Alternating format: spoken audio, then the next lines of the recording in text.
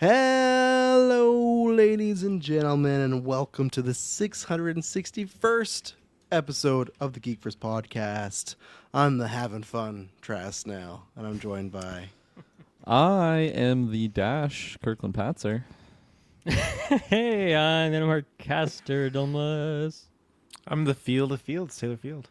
Going with the classic. Why going with the classic? All four of us haven't been together in a good minute, so I feel like I gotta whip Since that Sunday. bad boy out. It's been 4 or 5 I was going to whole say, days. we just... For a newscast. That is Yeah, true. it's- That is true. It's been a minute because we went from Daredevil to Andor. I can't remember if anything was in between that. Maybe a little bit of Spider-Man. But yeah, that's usually what happens. When we got the double shows, when we got a review show and then Weekly Geek, yeah, we take a little break. And the big review episodes are usually a GV number. But yeah, it's been a while. And it will probably be a while after this because I think next week's Ballerina and then the week after that is 20 days later. And I think the only two will have Superman, we'll have F4, we'll have Jurassic World. I think the only two newscasts coming up next 2 months are going to be like a Fantastic Four Comic-Con predictions and a Superman prediction. So there'll be some other four-man stuff. Don't get us wrong, because we're going to go over the GV 10-year schedule today. We got lots of stuff. You know how this episode is juicy? The next 2.5 months are juicy? This is how I feel right now. Just having fun, man. Making movies, big adventure, having a great time. So Big as- adventure, man. Just big having adventure. so much fun. That's what it's gonna be. It's gonna be a big adventure because yes, I can't remember the technical date because it's a weird thing we record. Great timing with Great the timing. video S. drop. Bob's love Mission Impossible. There you go, Big behind the adventure. chair. Yeah, having fun. Check out the gimmick back this week. Draft shakeup, my bank predictions. Double or nothing review, gonna be a very juicy episode. There's just the juices, I'm drowning in it, but is going on everywhere. We got Switch coming up next week, boys. That's a good time. Plus Summer Games Fest, so we got Xbox, we got just the Summer Games Fest overall, so that's juicing over there. We got Mario Kart World, and then we got Predator, Killer of Killers. Taylor, you ready for that? My God, it's gonna be a stacked Friday. Holy shit. Yeah, I guess it's on Friday. Yeah, you're right. You're right. And yeah, I guess, is that me? Is it Ballerina too? Is that the Thursday? Ballerina before? on the Thursday, Switch Yeah. Wednesday. Oh, This is Wow. this is what I'm going to Crazy. recommend. Which we appreciate. If you're an avid listener and you listen to everything, that's great. Just subscribe.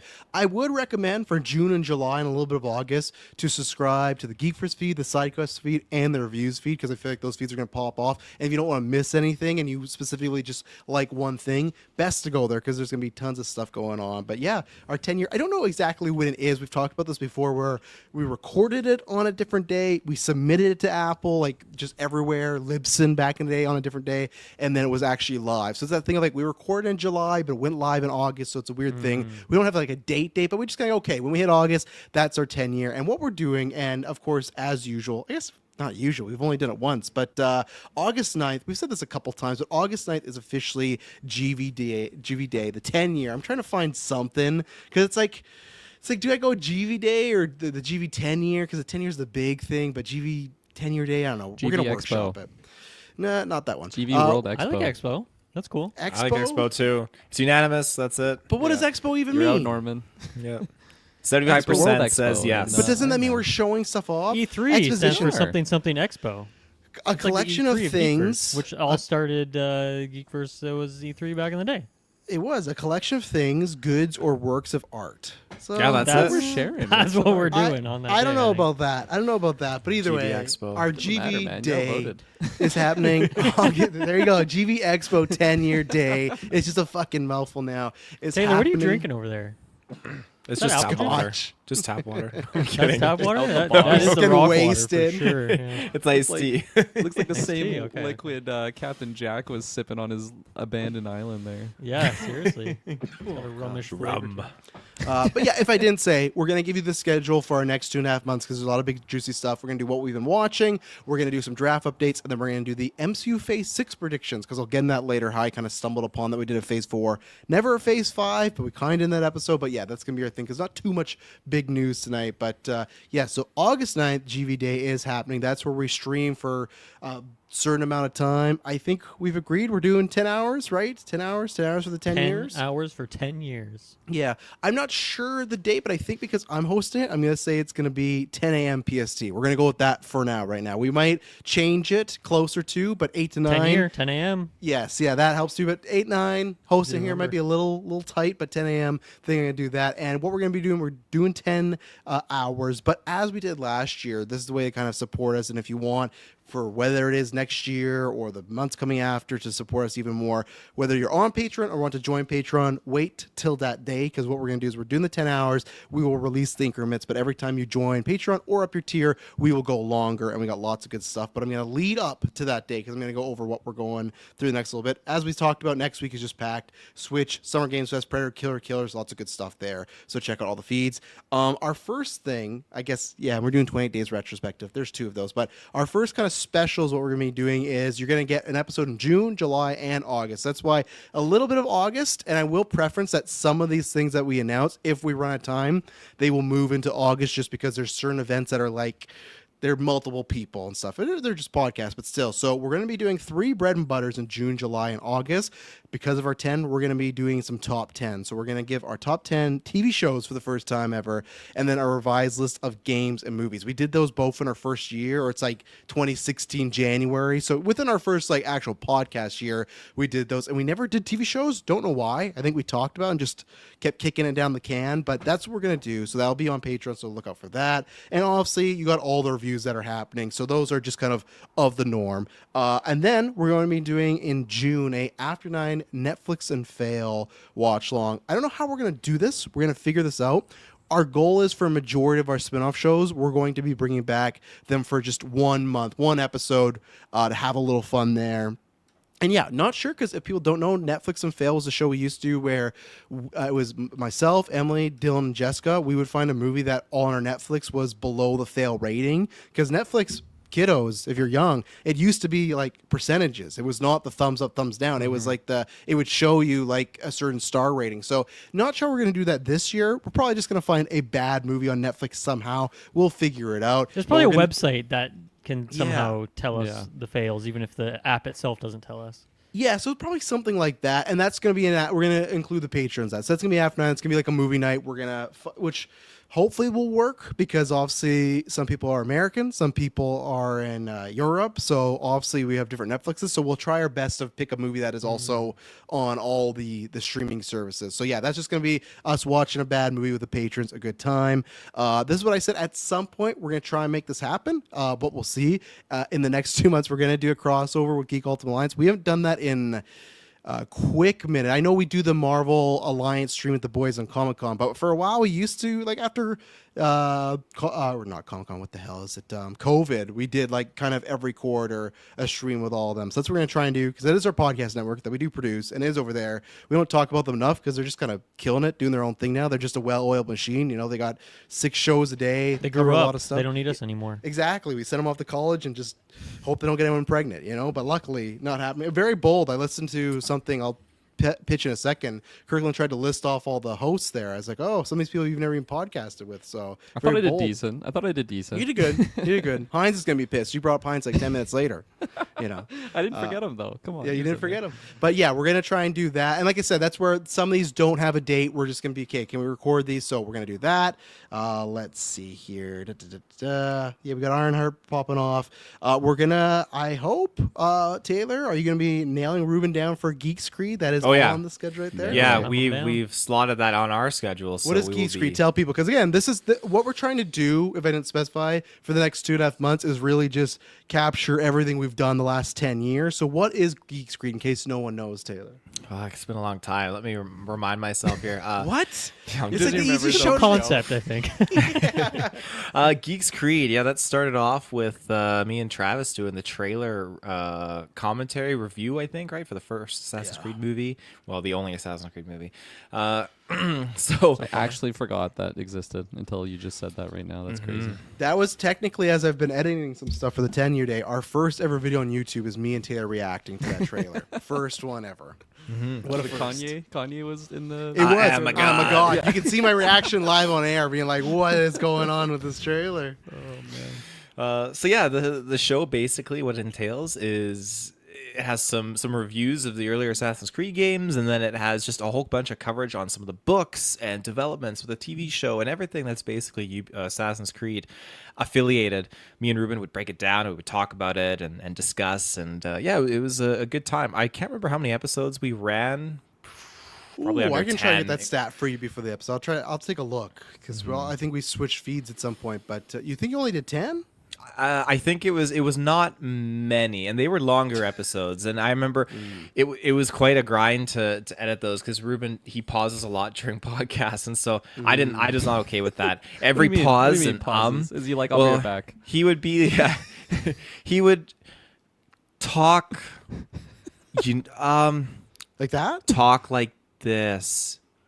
Yeah, like that, and I'd be like, no, that's no good. So I You're go done. through. Yeah. Yeah, You got to put him on that scrub Dylan through. 2 times speed. You know, that's what you got to put him on the podcast. Yeah. So it would be a lot of editing power involved, but I'm looking forward to it. I'm going to get him to do one of his specialty intros for All Geeks Creek, 'cause those ones had those cool, unique ones, each one. So I remember, he used to do his like radio voice. Yeah, his radio Ruben- voice, yeah. Tune your ears to Geeks Creed. He on did the that, yeah. Geekverse. And I remember for a while he did he was kind of semi the guy in the chair before S Bubs took over, and then I think Ruben cracked under the pressure. I remember him and I going back on thumbnails all the time, and I think he had it enough with me. But I was, just trying to make it work here. So yeah, look out for that. Supposedly there'll be a hunk episode. I don't know how this happens. They're Oh my god. lawyers and people. Cockroaches. Yeah, I can't say what my brother has on me to get him to keep coming and hosting with the man of many names, but I'm sure they'll have a lot to say in the past 10 years. And then obviously, like we said, in July, big reviews, Ironheart, Superman, Fantastic Four, Comic-Con, all that good stuff.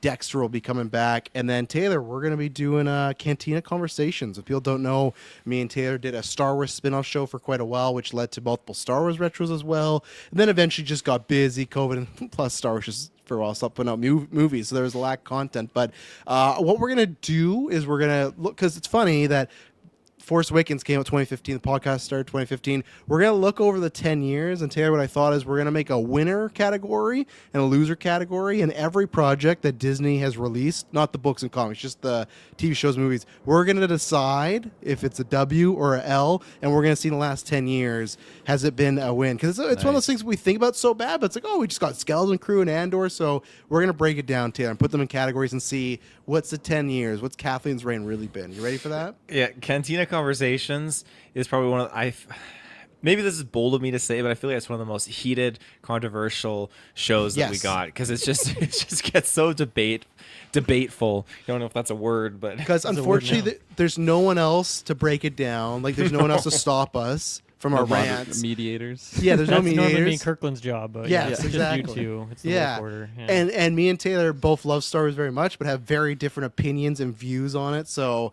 I'm sure that'll happen when we're deciding what's a winner or loser. We have to decide together what's a win and loss. It's not just like I think no, it's fuck, going to it'll be like that's a 10-hour cast in itself. Well, it's going to be worth the price of admission right there. So you got that going on. I don't know if these guys have their picks. I did tell them how to prepare, but we'll find out. I wanted to do this, and maybe I shouldn't have thrown this on July because we're already busy, but fuck it, it's our 10-year. I want us to do a retrospective of our choice for our 10-year. So I told these guys, pick a movie. Let's, whatever you want. Nothing's off the table, whatever you want, because we're always, doing it because, the content does this or someone wants us to do this, and that's all great. But I want people to be like, hey, this is for our 10-year. This is what I want to talk about. And Taylor's laughing, so I'm going to let you go first, Taylor. Do you have your pick for what we're going to retro in July? Your movie? My movie, and this isn't the Not the 1994 one. No, that's okay. We're This getting is there. Yeah. any but if it's movie. not from 1994, that helps me out a lot. That's true. Yeah. So, Is it Dumb and Dumber? It's the second time you asked me that. So this is any movie at all. Any movie, and especially I would pick one that you don't think and no one's ever going to pick Okay, as a retro. It's funny because literally yesterday, I'm pretty sure, the thought came to me. It's like, you know what? There's a movie I really just want to retro with the geeks, but I don't think they'd ever see it. I thought, man, I should make Madison join the Patreon just so she can pick this Wow. movie so we could retro it. But I obviously I didn't get to that because here we are. I did also this is like a great. week ago say, hey, next Thursday we're going to talk about these things. So Taylor almost made Madison join the Patreon for really nothing. I'm giving him this information. Same thing. Her money is our money. Oh yeah, same thing the night before. I asked him for the night we're gonna get there. We're doing Golden Geese 1994. I said, "Oh, do you have your pick ready?" He's like, "Oh, you just can't spring this on me." I'm like, "I told No, you I weeks didn't ago." say that. I You didn't did. say that. You did. I'm like, you gotta. No, pick. no, I didn't. I said you have can't spring this I will on me. pull up the fucking conversation. Pull it up right now. I didn't say it like that. Jesus Christ. What's your movie? Nothing to honor the 10 years of Geekverse than Travis pulling up receipts on something Taylor said. That's yeah. been I know. done many I times said before. I said Okay, it was here you rushed go. or something. I said, do you know? I can show it after. Do you know what your 1994 movie you're picking, and is it Dumb and Dumber? Because we'll get to that later. He said no idea yet. I said you got 24 hours because this was yesterday, and then I won't say what his choice is. I said, oh, that's what you're going with. He says it's a rush choice. I only have 24 hours. It sounded like you had like 24 seconds to pick. Basically Right just- there. It's a rush choice. I only have 24 hours. So, and we've talked about this before, and then last week I gave the reminder, hey, Thursday, all four of us together. There you go. Oh, that's great. Oh, this would be a good one. We should definitely add this. SBF says, is it every release project or every announced project? Because that's some extra ones too. I know what we'll do with the announced one, but we'll definitely touch on that. Maybe we'll do a mini ranking. But Taylor, what is your movie that we're retroing in July? Okay, my movie pick is Wrong Turn 2. Oh, God, not even one. We're just No, jumping I right want to... that second one. It's fucking wild.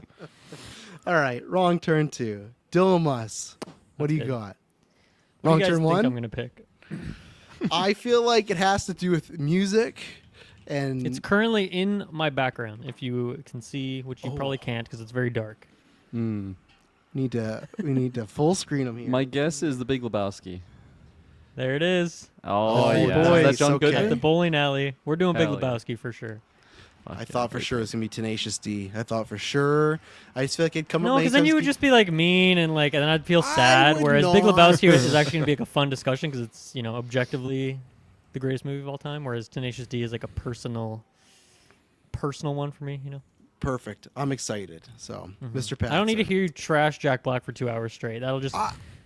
How would that be a celebration of 10 years? That would just ball my eyes. I out don't if think was I sleeping on dis. it. I don't. I don't want to hear it. I don't want to hear it. What's Good your pick, I'm Travis? happy with the pick. Huh? You said You picked personal Shame? choice. Huh? I did pick Shame. I did pick Shame. You know why? It was between Shame and Fight Club, and I thought whether it's Golden I've never Geeks. seen Fight Club, so you should have picked that. I know, but have you seen Shame? No. No, you haven't. No. Because I feel like at some point Fight Club's gonna come up, whether it's another Brad Pitt retro. I feel on more the shame Golden for not Geeks. having seen Fight Club, though. I know, but it doesn't matter because you know why? There's never gonna be a time where someone's gonna recommend. Shame, and I don't know when we're gonna do the 2011 Golden Geeks, and I don't like even We were Michael almost Fa- there. Yeah, we almost were there, but yeah. So that's what I'm picking. I've talked about this many times. We've memed upon it many times. I'm like, you know what? We're just gonna get out of the way. So you're gonna see some nice naked Michael Fassbender. Taylor, make sure you watch this with Madison. It's gonna be a good time. Just prep her and say it's a rom-com, and just give her all that. Okay. Shame is what. And for people who don't know, yes, so it's came up many times, and here we are. We're gonna watch it together and talk about it. Kirkland. I can't wait to watch Shame. Should I watch it with Shay also? Oh, And your Shay would dad. probably never speak to me again. I remember. Her name is only one letter off the name of the movie. That's so- true. Yeah. I remember one time, like when me and Emily were early dating, she was still with a roommate. And one time we came home and it was her, nothing crazy. It was her roommate and her boyfriend watching Shame. And I think it's just because I don't know why I had the Blu ray and it was on the counter or whatnot. And they're like, oh, we'll watch this. And I was like, oh man, her friend's not going to like me at all. So I'm going to death stare right now. But yeah, they're watching Shame. And I was like, this is not, and I did not think it was their type of movie. And it definitely wasn't their type of movie. So No, they weren't there you into go. it. No, it felt like when I asked them, it was like I felt like they're being nice because it was a new relationship. But I think nowadays, if I were to ask that person, they'd probably tell me, like, "Oh, I terribly not enjoyed my experience." So They could have just turned off the movie. Why did they have to watch the whole thing? That is true. yeah, They probably we had walked in Netflix on a available. hard sex scene too. So they made it to the end. I knew they did. So it's good on them. So you're gonna love the score, though. I'm telling you, the score. Okay. Don't excited. watch Wrong Turn 2 with Shay Kirkland. don't I do will it. not Taylor Field. I'm telling you that much. Dylan's is the only safe choice so far. Yeah, no, absolutely. Yeah, it's pretty safe. I'm pretty sure last time I watched Big Lebowski, Shay was there, so There you go. I'll ask her Nice. if she wants to watch it again. It's funny you brought up Fight Club there, Travis, because I'm not picking that movie, but David Fincher film. I'm going with The Game, which I watched for the jeez. first time a couple months ago, and So you're gonna watch it again? In yes, prep? because I feel like Okay. it's a very important movie for you guys to watch, and especially if you don't know anything about it. Don't look into it at all. There's some good Okay. mind I don't know twistiness. a literal single thing about this movie. Never heard of it in my Yes. life. So this will be a fun 1997 surprise. David Fincher film. Well, now I know too much about it. I mean, Yeah. All right, then my actual pick is no, I'm kidding. The Game. Cool. I was between three. There was one movie I brought up a long time ago in the early days of the podcast as a movie that I remember loving as a kid and didn't want to rewatch because I'm sure it didn't hold up. So I was thinking about throwing that one in there just because it was a fun like callback to the early phases. But I don't know if that would have been a fun retro because it's the most valuable primate, if you guys recall that one. The Great Canadian Flick a classic. I'm much About more a- happy a- with the game. I'm about an ape that plays hockey in Canada, and it is Right. in my memory a fucking great flick. But I would have take Tenacious D like 100 times over before I had to watch MVP. I'm telling you, like So No, the game- actually, I'm going to switch mine to Max Keeble's Day Off. That'll be. I loved that man. movie back in That the was day. great. Come on now, the ice cream I- guy, terrifying. Yeah, that's Ricky Newmaz, right? I don't know. Or who's the kid? Max Keebler. I don't think it was Frankie Muniz. Who No. was it then? Some other guy. It was Max Keeble, man. No, I don't know. I don't think I've ever thought to like IMDb Max Keeble's Day Off. You know, I just forgot that it's like an actual movie that was made. Day Off. I think the was one that? thing I 2001. remember is the bully and the ice cream man from that movie. Alex 'cause- D. Linz is his name. Oh yeah. Where's Oh he now? yeah. I don't know. He's listening to Superhero this draft, hopefully. That's where so. he is. Yeah. And we'll be doing that in July as well. We're doing the superhero draft. We'll talk about the draft a little bit later. 1 month, boys. 1 month, one person. Only there's one person cast right now. So let's hope some juice starts flowing before, what is it, July 26th. Comic-Con's a week later this year, so maybe that'll happen. And then myself, Liam, and Kyle. Luckily, I was talking with Liam. Max Keebler, y'all just brought back some memories. Yeah. The ice cream man's actually what brought it back when you guys said that. Like, nightmare image. But luckily I want to do we're just going to do a dynamic duo / rant rave repeat double episode because to nail Kyle and Liam down is very tough, especially Kyle. I swear I could talk to Kyle more when he was in Australia versus now. It's been a pain. He's one of the things that there's 2 events we're not going to announce because I don't know the situations of them all. There's something to do with us 4 and something to do with other people. So there's some stuff, if they don't happen now, they're going to probably get booted to Extra Life this year. So it'll still be kind of like a 10-year celebration there. But yeah, luckily I said to Liam, like, oh, we're talking. It's like, oh, 10 years coming up. He's like, oh, well, I'm going to be down from this week. I'm like, oh, perfect. So we're going to try in person record a dynamic duo. That was just me, Kyle, and Liam. We did a comic book show before we started like really just talk about all the time main news stuff. And then Rant Rave Repeat was just because I wanted to put a microphone on Liam and Kyle and myself and we talked, and it's a good time and they're good friends. So we'll be back for that. July 21st is DonCon Bonanza. Very excited for that. That's going to be a good time. Comic-Con, we'll wait and see what the schedule is because I don't know what Marvel's going to have. And then James Gunn's like, we're actually just doing Peacemaker. So that was kind of annoying, but alas. And then I think that's it for the special stuff that's throughout the months and whatnot. Yeah, I talked about the Brim Butters, everything like that. Okay, perfect. And then actual GV Day, I will name off the events, and then we're going to get to some news and whatnot. I need to find, because we talked about this a while back ago. Hang on. Let me find it. Hanging on. Yeah. TV Day, kill some air. Okay, here we go. So what we're going to do is, yes, the 1994, we've talked about this already, but the 1994 Golden Geeks. We're watching a bunch of movies. For myself, I have no movie to pick other than, like, if you guys, like, I feel like you guys have all seen Dumb and Dumber, so I guess if you haven't watched that, but, like, the 2 movies I was going Is to that pick, going to be a category blaster there? potential for me. Have you Oh, never seen yeah. Dumb and See? Dumber? It's been a long time. Is it like... What holds kind of up for me. categories would it pop up in? Definitely Out of best curiosity. film, best acting, best soundtrack for sure. Like, maybe Okay. best I'll scene. put it on my list. I thought it was like, I don't need to Yeah, so there you go. watch There's that mine's, when I have mi- a bunch of other things to watch. mine's Dumb and Dumber, but the other ones, like, there's people that already picked one. I don't want to say for bias stuff, but I was like, okay, that's covered for myself. But yeah, we're doing 1994 Golden Geeks. Dylan Musk, do you have a pick that was not on the list that you want us to put in there to be watching? No, I mean the patrons pretty much picked everything that exists that I could see from that year. I didn't, like there wasn't any that I haven't seen. So I guess if you guys like one that I really enjoyed was Reality Bites that I've already watched. So if you guys didn't have that on your list, put it on there. It's on the list. Yep. Yeah, but yeah, I don't think I have. I don't think I have one. If one comes up that I don't know. Anything that I have written down is like Patreon recommendations. So I don't think I have anything unique, unfortunately. I realized when I was kind of preparing, I'm like, man, I feel like I've only seen like 2 or 3 movies from this year, so I really don't have any like deep cut picks, unfortunately. I thought you were going to hit us with the In the Mouth of Madness because I remember a couple years ago you talked about that Sam Neill movie. So I thought that was coming up, but I forgot that movie existed. It's 94. Yeah, because I pulled up IMDb, Rotten Tomatoes, and I can't remember what other site, and I was like looking at 1994 movies because I agree with you. Like Patreon's pretty covered. Like the ones I would specifically, there's 2 that I was like, I definitely, 3 I guess I would have fought for. So not saying it was a bad year or anything. I just feel like it's very like top heavy. But I don't we'll remember see. anything about this movie. I should probably watch this again. Yeah, it's a wild movie. Taylor, I know your pick, but what is? Say your pick. My pick is Speed.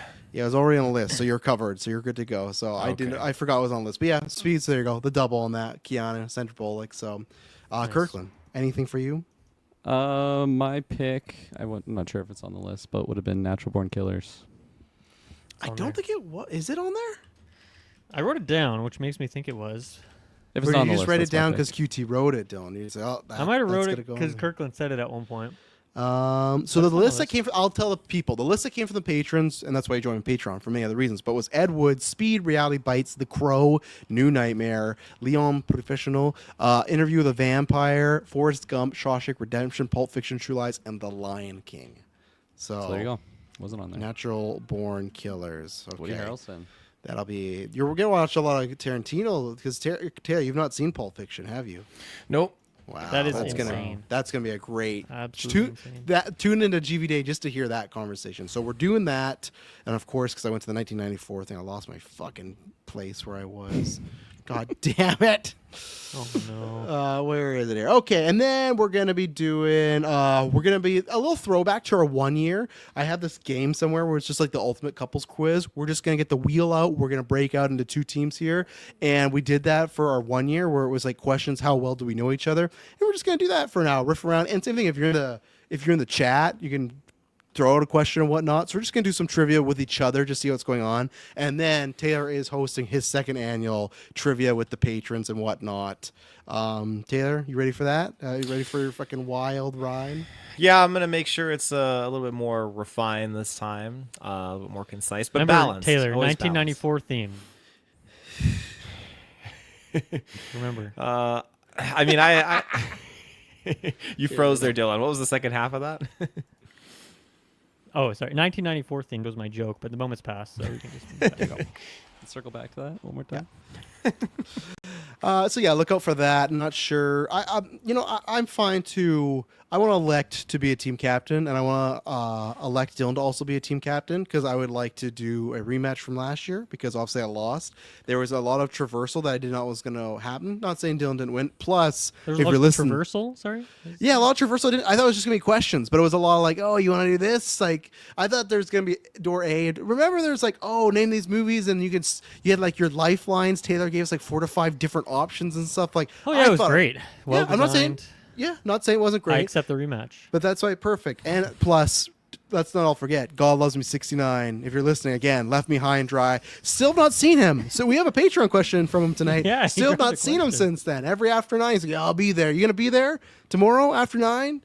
5. I almost forgot about that. 6 p.m. PST after 9. We're gonna be there chit-chatting. God Loves Me 69. So we're going to do that. We're going to be doing some Geek Verses as well. So we'll get some people. That's when we just put a bunch of characters in there to fight and we debate and everything like that. And then we're going to be doing at the end some video game playing, probably play some Switch and whatnot. And then we'll have some stuff that's kind of some Geek Verses, some questions, some other stuff that if we go past the 10 hours, if you subscribe to Patreon or re-up, we'll go past that. And then we're also going to be dropping... I can't say that because I don't know if that's going to happen.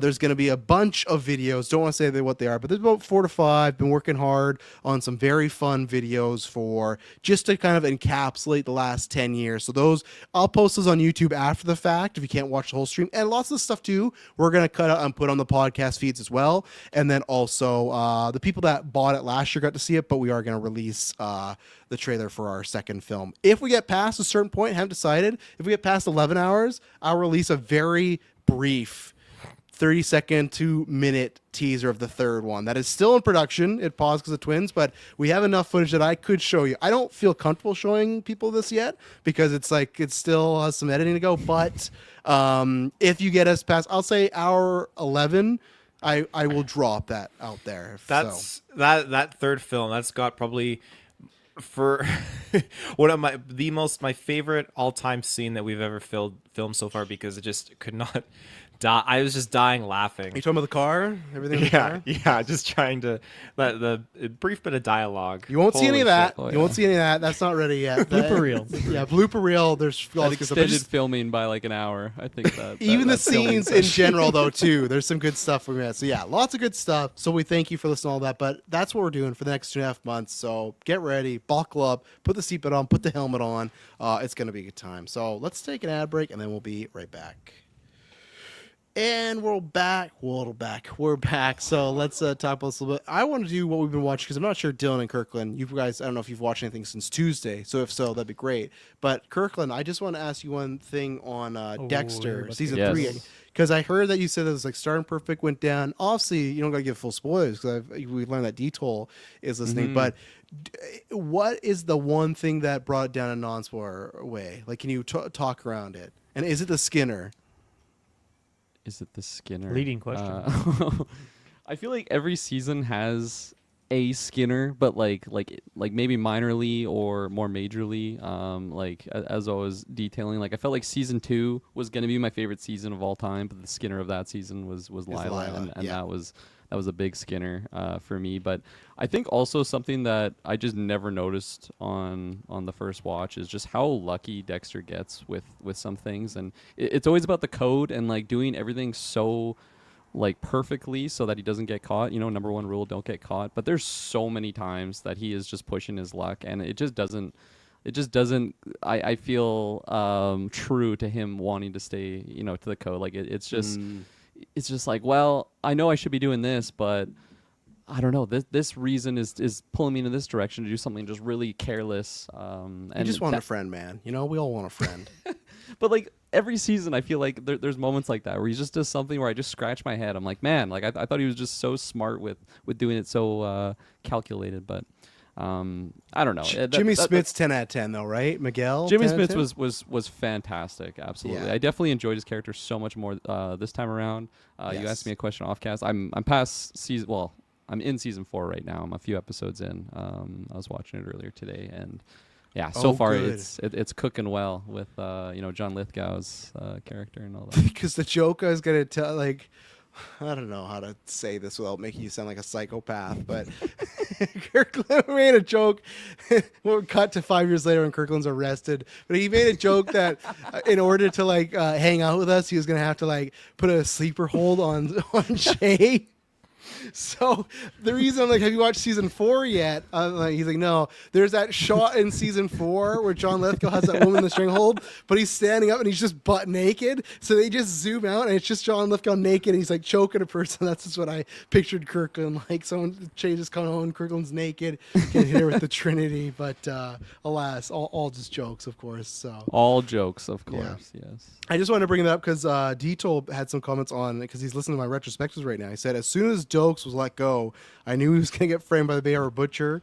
I wasn't exactly sure how. And then he also said that the Deb Lundy relationship was eye-rolly, which I completely disagree. I'm not saying it's I not completely disagree weird as well. but like I love Deb and Lundy together. I think it is fucking weird that she kind of looks at him like a father figure, and then she's sleeping with them. But I think there's more I don't know, subtext there that you want to read into. But I actually really enjoy Deb and Lundy. So Yeah, I think their chemistry is great together, and even just Lundy on his own, I just enjoy him as a character. So yeah, I just enjoy his inclusion in the show, and I mean, Deb, I feel like I'm enjoying a lot more on the rewatch just because I found her character to be kind of annoying. And with another character that I never really thought too much about was Rita, and I feel like she goes through like a really interesting evolution in her character, just because she is like a very damaged individual. You know, when Dexter first meets her, like in season 1, and then just to kind of see her like healing throughout that, and then just becoming a more confident character. Like I definitely never even noticed that. I think on like my first viewing, I was just so hooked on, you know, what the moral serial killer was doing. But I don't know. That's why I'm bummed they haven't announced her coming back at all. Like all these other people are dead, like Miguel and Trinity. They're bringing back for Resurrection. Like where's Rita? Especially Harrison's in the show now. You think it would maybe make sense for the mom to come back in like a ghost form or something, you know? So, but they're gonna bring back the kids, you know, Esther. Esther and smoking Cody. cigarettes and of course, going down a wrong path. But no, it's good. There's good and bad. I definitely more good, and it's just nice to like be watching it again and knowing some references now that we're entering just things that are always going to be calling back to these seasons. And man, LaGuardia is just such a terrible cop. My gosh, she is so goddamn awful at her job. She like so many like moral dilemmas I feel like she causes of just like her own personal interest. Of course, Esme is like even worse than that, like times 1,000. Smells like a woman flesh. See, stuff like that, like it's so. That sounds like a pretty accurate depiction of like a lot of cops, though, right? I mean, fair. Yeah, I guess so. Just like but really immoral or like I thought you meant the woman flesh part. Not behaving in good faith. Like. Yeah, that Esme, that stuff doesn't age well because it's just this like. I don't feel like a woman wrote that at all. They take this woman character, just make her like her fucking kids miss her or something. They introduce her as like a hero character, and then like they don't like play into that at all because every point beyond that, she's just, as you said, she's the sniffer. Right? Yeah, you said that talking to Dale because I listen to Weekly Geek. You're like, oh, Travis says all the seasons are perfect 1 to 4. No, I only say about season 1. I could fight you on that. 2, 3, and 4, they all got some big issues. Fair. Even though 4, enjoyment wise, is great. But oh crap, I can't remember. I was gonna say something else, but that's.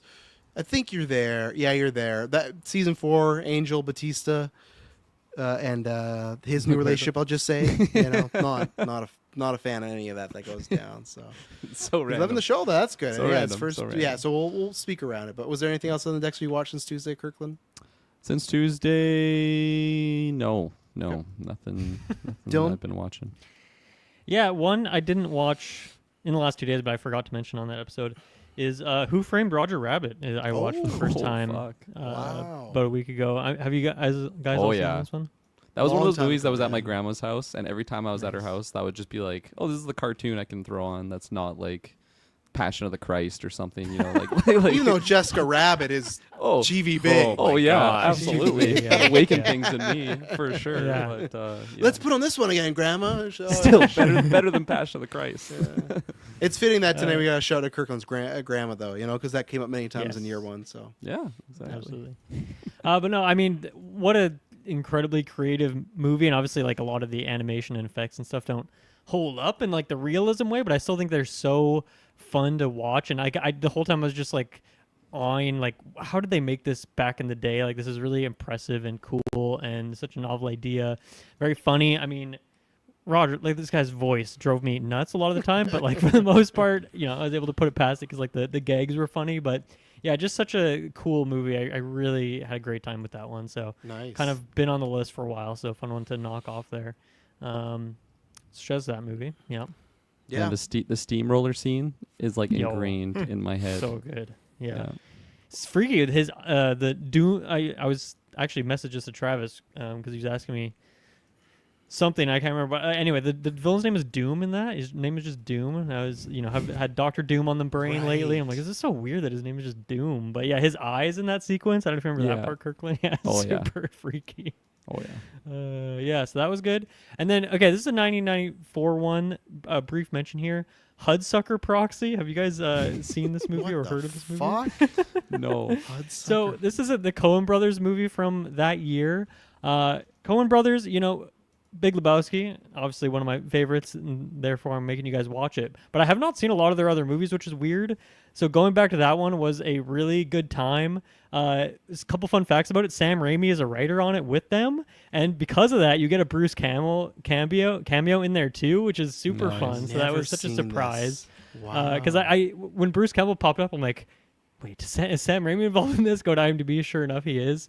It's a tricky one where it's like I didn't make it my must watch for you guys because like I think it'd be a best film contender for me, but I don't know if any other category would pop in. So I'm not gonna force you guys to watch it, but if you have extra time and want to watch it, do it. It was super funny, really creative, really silly. Tim Robbins, I think he's hilarious, and he doesn't always do the comedy thing, but just think about like that role next to Shawshank, like in the same year, is such a wild swing That's of a two big different types of yeah. roles, and yeah, it was super zany, really really fun, really clever writing. Even like today, I still felt like it was pretty poignant in a lot of ways.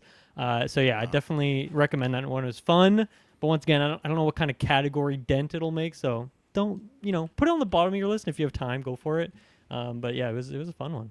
I liked it. Paul I Newman. never heard of that. Yeah, it's just it's funny that it's just directed by the one Cohen because now that's happening. Okay. They're both writers though on it. They're both at writers. least? Yeah, Okay. but the weird thing is they But were doesn't that- directing. Isn't It's that happening like a lot right thing now. It's happening now when the Coen brothers is alone, and because I think the other one's But like, no, isn't that I'm the thing gonna for like I don't know, like Oscars or like a weird thing where you have to have like one director or like there's like maybe they both No. did direct it, but like for whatever reason, like they would only put one person on the box. No, for because some for reason. just recently, Everything Everywhere All at Once, the Daniels, they both won Oscar for it. So I think there's something in SAG you have to I be thought I like. remember some reason about that where you can only like. But anyway, I'll look into that. But I think you have to fill out some sort of like your set sort of way, but yeah. yeah, that's wild. Yeah, it's on the list. Yeah, and now, then so. my last show here. I mean, the rehearsal just finished this last week, my and God. holy fuck, what a show! I mean, I've obviously just been hawking Nathan Fielder shows for years and years and years, but this season, came out of nowhere. I didn't even know it was happening. And then like that trailer came out, and then it came out like a month later. Every episode was super unique and interesting in a weird way. So bold. No one takes a budget like Nathan Fielder and fucking uses every last penny. I can't. It's a show that I don't know how you explain this to people, Travis. I don't know if you've tried, other than to say that like just watch it. But then I'm also like, but you should watch all of Nathan For You, and you should Yeah. watch rehearsal season 1, even though you don't need to. But like I think it adds to the lore of it and like just little references here and there. So I mean, just what an outstanding show. And anything Nathan Fielder does is weird. It'll make you feel weird. It'll make you feel off. Make you laugh. Like episode 3 was insane, but I think episode 6 was so earnest too. Even though it's a comedy show, it's like very heartwarming and tells like a really important message, and it's very personal. He like just puts so much out there. So yeah, I absolutely love the rehearsal. Amazing show. Yeah, I'm with you. I think you do have to watch the rest of the stuff. It sounds bad to say, but yeah, it feels like an Endgame, Nathan Fielder, like all coming together. And I, for years, Dylan had told me to. And now within the last, I guess, year and a half, I've consumed it all. And yeah, definitely watch it. Like, start Nathan For You, but all the stuff is great rehearsal.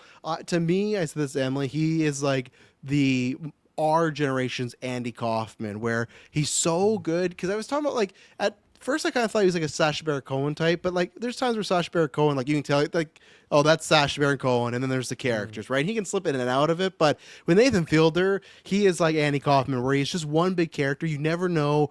He's so good at like what is true, what's not. Like today, I was watching an interview.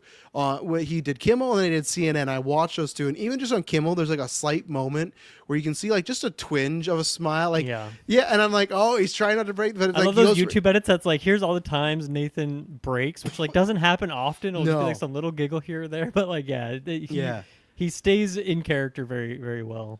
And it's great. Like it is an informative season. There's some weird stuff. I think it's what's the Sully Life episode? Is that 4 or 5? That's 3. That's 3. That to me is one of the greatest 42 minutes ever. What he does, like it could be. I showed Emily. She fucking hated it, but she didn't like most of the stuff. Even though he does make her laugh sometimes. She's just disturbed by some. Yeah. Like I haven't laughed that hard at an episode or a movie or anything in like years. It's been a long time. Yeah. I was almost dying. It was I was eating. I put everything down, not because I was disgusted, just because like I had to take in what was happening. And I could barely breathe. I was, yeah, I was freaking out. it is incredible, and yeah, I can't wait to see what he does next. Because I remember we talked about on Weekly Geek that he was talking with that person that got arrested for like some sort of like. Oh yeah. So I feel like that must be something he's working on right now because it didn't play into this show at all. So yeah, whatever he's doing, I'll be there. Whether it's like fiction, nonfiction, I don't care. Like rehearsal, it is tough because I feel like rehearsal this season's being talked about a lot because it does have like some serious topics, especially with the airline stuff. But it's so tough because like there are serious conversations, but they also just feel like everyone's playing into this big joke that he's got. Like I don't know, it's a weird like even the CNN situation, it just feels like it's this very awkward like they're trying to make it a real thing and he's acting like it is a real thing because it is, but there's like this layer of he just feels like he's going to use this for a show down the line to say like, oh, I got these people. Like it's just like this evolving, like the show's over, but I feel like the rehearsal's still going on because he keeps doing all these things and it just one word, evanescence. That was something beautiful, especially with the finale and like the callback to that. Yeah, it was funny, Travis. I was thinking about that. Do you remember that Nathan For You episode where he's like trying to find someone who can, you know, be a celebrity impersonator, and then he finds that guy that looks like Michael Richards who does like, you know, but like the guy just keeps doing Kramer, but he's like, no, I need you to be Michael Richards. I need to be the actor. Yeah. And like how he's training him through that and like rehearsing him through that. And it was like, man, I feel like that was this concept if you had like $5,000 budget or 10,000 or whatever that cost to make that episode. But then like give Nathan this and like he takes that simple concept but then like spins it out into this absolutely crazy thing. But it's fun to think back on that. He's been doing this stuff for years, but now he just has a little bit more. I think it's more than money. I think it's just like the ambition as well to do something more and like full season arcs rather than just like, you know, 10-minute bits kind of thing. Was it that one? Or who was the one in the finale for Nathan For You? Who was the guy he kept bringing back? He was an older gentleman. As the Bill Gates impersonator, that guy? Yeah. That's what I'm that like. guy's the best. He's so good. So thank you. Okay, yeah. He was talking to Elizabeth Holmes. She was thought to be like a medical Steve Jobs, but her product was all scam and all came crashing down. Yeah, it would have been reported that he was meeting with her multiple times this year. So I thought, oh, that's gonna be this season. But especially because he said like, oh, they've been working on this for the past 2 years. That's why I think whatever he's meeting her for, that's going to be next. And I can't wait. I just can't wait for whatever it's going to be, you know? So. Yeah, we'll see. Because I think even I saw that like I'll just say the episode 6 flight happened like a couple months ago or something. Like, I don't know, a pretty quick turnaround. Obviously, a lot of these things would take a long time to put together, I'm sure. But yeah, whatever he's cooking, you can't predict what it'll be. But, I can't wait to see what it is. Yeah, and he's doing that like Emma Stone movie with the chess thing, right? Or supposedly, yeah. I hope it's happening. Hopefully not at Paramount because there might be some issues there. But hopefully it happens. Yeah, I'll quickly rifle off some things I watch. I know What You Did last summer. I needed like a background movie. New one's coming out. Wish I didn't do that. I remember enjoying it as a youngin. Not so much now. Man, that's something where it's like you watch Scream and that's like the hydrogen bomb coughing baby meme. I was like, man, this is like. Don't know that meme. Yeah, I mean, you don't know that? Taylor, you know that, right? Hydrogen bomb versus coughing baby. Honestly, when you said, I know you did last summer, I was thinking of the Scary Movie thing where the Wayne's like, maybe we should call the police. You know what they do to young men in prison? Yeah, you're right, Cindy. Maybe we should call the police. Fuck, I can't wait for Scary Movie 6. Yeah, a lot of just dumb logic jumps. Not a fan of that. What else did I watch? Rewatched One Flew Over the Cuckoo's Nest. That's nice. Almost perfect, perfect film. I gave that a perfect score. Like I love that movie so much. Fear Street Prom Queen, man, that was uber disappointing. Me and Dylan talked about that trailer, and when I got that trailer, I was like, because Dylan said it didn't look good. I was like, yeah, this isn't looking good, but I kind of had my hopes. Like, okay, that first trilogy, this is nothing like that. Like it just feels like it's just like a. Which is weird because that was so many years ago. It feels like it's a cash, like, oh, just use the name. But this was not good. Not like outrageously bad, just not anywhere near those first three, which everyone knows, especially that first one I loved. So I was really disappointed. And I feel like it's so bad. It's kind of like, we're done with the Fear Streets now. It's going to kill it and we'll move on. So was it the same like writer-director situation there? No. Or was it just a new team? Okay. So, a new team. So I think that had a lot to do with it. Because, the original writer and then the director, I can't remember her name, but she directed all three. So, like, even then, like, I understand some people's critiques, but, like, it felt like there was a style there and a vision where this just felt like very generic. And then I watched a movie called Ash. It got a mini theatrical release, but it's an Amazon exclusive movie. It's Jesse Plemons and Isaiah Gonzalez. It's like a very trippy. It's a sci-fi space movie. There's almost like a lot of like Lovecraftian type of space horror going on. They're like terraforming this planet because Earth is going bad. At one point I was gonna tell Taylor because I thought it was up your alley, but then like the third act happens. I was like, oh, you don't need to worry about it. I still get a 3 out of 5. Still like fine, but I thought like, oh, this could be something maybe not special, but maybe something of note. But cool score, some fun performances, some cool shots, some good visuals, but was very Sorry, very what was that one weird. called? Because that sounds Ash. Ash. That sounds. I like the sounds of that. Yeah, give it a like. There's some cool stuff in there. The score is like it's like a mix of like synth and alien sci-fi type of stuff. So no, I enjoyed it enough, So yeah, that's what I've been watching. Taylor. Well, let me bring up my list here. Madison had a huge hankering to watch My Fair Lady, and I'd never seen that movie before. That's one where I'd put on Sound of Music, Chitty Chitty Bang Bang, and it was always in like the first one like of those the movie fucking previews. It's an older one. So we put that on, and yeah, I had a heck of a good time with it. Really enjoyed it. It's definitely, it's politically by today's standards not great. No? I'd say no. But yeah, But I highly recommend it. all the male actors are great. No, Yeah. we did. They should really take that warning off before the movie. The whole like times have changed thing. Get that out of there. Yeah. Taylor's gonna make a red eye My Fair Lady retrospective thumbnail coming up. You got it. Breakfast Club, and that was funny because Oh. after we watched that, Travis sent me Breakfast Club GIF, and I was like, "Holy shit, that's fucking crazy!" I was just outside watching it with them. Yeah, that's right.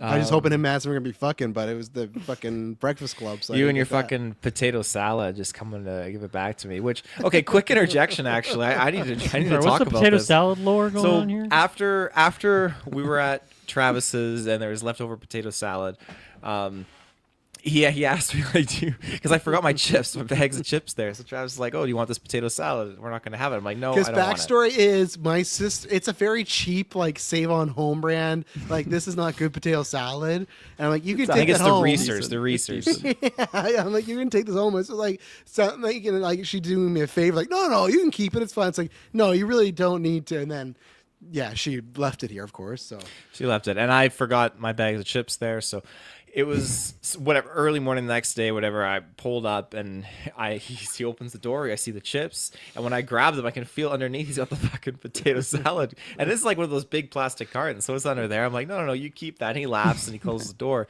So I go and I get into my Jeep and I pull off and I'm driving away, and as I'm driving away, I start telling Madison, like, Travis just tried to sneak the fucking potato salad in with the chips. And as I do my turnaround, I look at my rearview mirror, and Travis is running at my car with the potato salad in his hands up high. I was like, holy fuck, Madison. Madison turns like, what's going on? and then they Whips stopped it and at rolled your down the Jeep window. like I was gonna- Uncle Rico in Napoleon Dynamite. yeah. Could you imagine? Yeah. And then he rolled down his window like he was gonna accept it, but no, I took it. And then I wasn't put going to accept it. No, I was going to.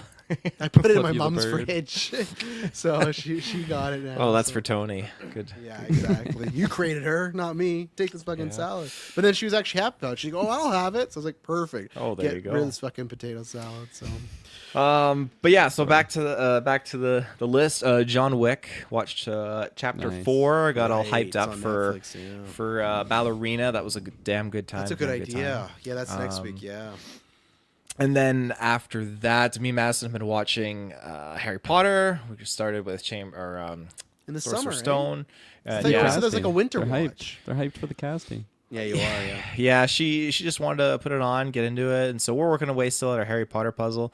And yeah, then we did Chamber of Secrets last night. Nice. So we'll keep Highly plugging away at underrated it. one. I love Chamber. It's so good. Is it underrated? Yeah, because I feel like there's so many people are like Harry Potter really didn't get good till Prisoner of Azkaban because it got Yeah, more that's dark and crazy. stuff. Where to me it's like nah, it's like the first two are maybe the best. At least I put. Second one's my favorite personally. I love the second one. I could say the second one might be my favorite, and then I don't care. I think Philosopher's Stone's the best. Like I think it's just like such a great world building movie. So, but there's so many people like those are the kid shit movies. Azkaban, that's where it's at. It's like no, Red eye thumbnails. Azkaban's bottom 3, baby.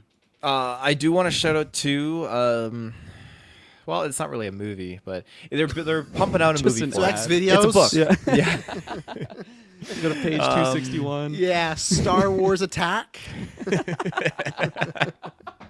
I mentioned this book to Travis. It's Project Hail Mary, and it's by the author that did The Martian. And right there, the movie that's coming out next year with Ryan Gosling, I can't fucking wait because this book, my coworker lent it to me, and it is like, it is everything that I love in a novel. Holy shit, I can't put it down. I keep just wanting to read it, and it's just fantastic. And I cannot wait for this movie next year. It's like zooped up on my anticipated list. I cannot wait. So I'm so Zoop it. ecstatic for it. I highly recommend the book if you're into like present day kind of Earth science technology that's not super far fetched in the future with futuristic tech, but it just has some very fun surprises in there. And this guy used this term for it. Present And day sci-fi tech.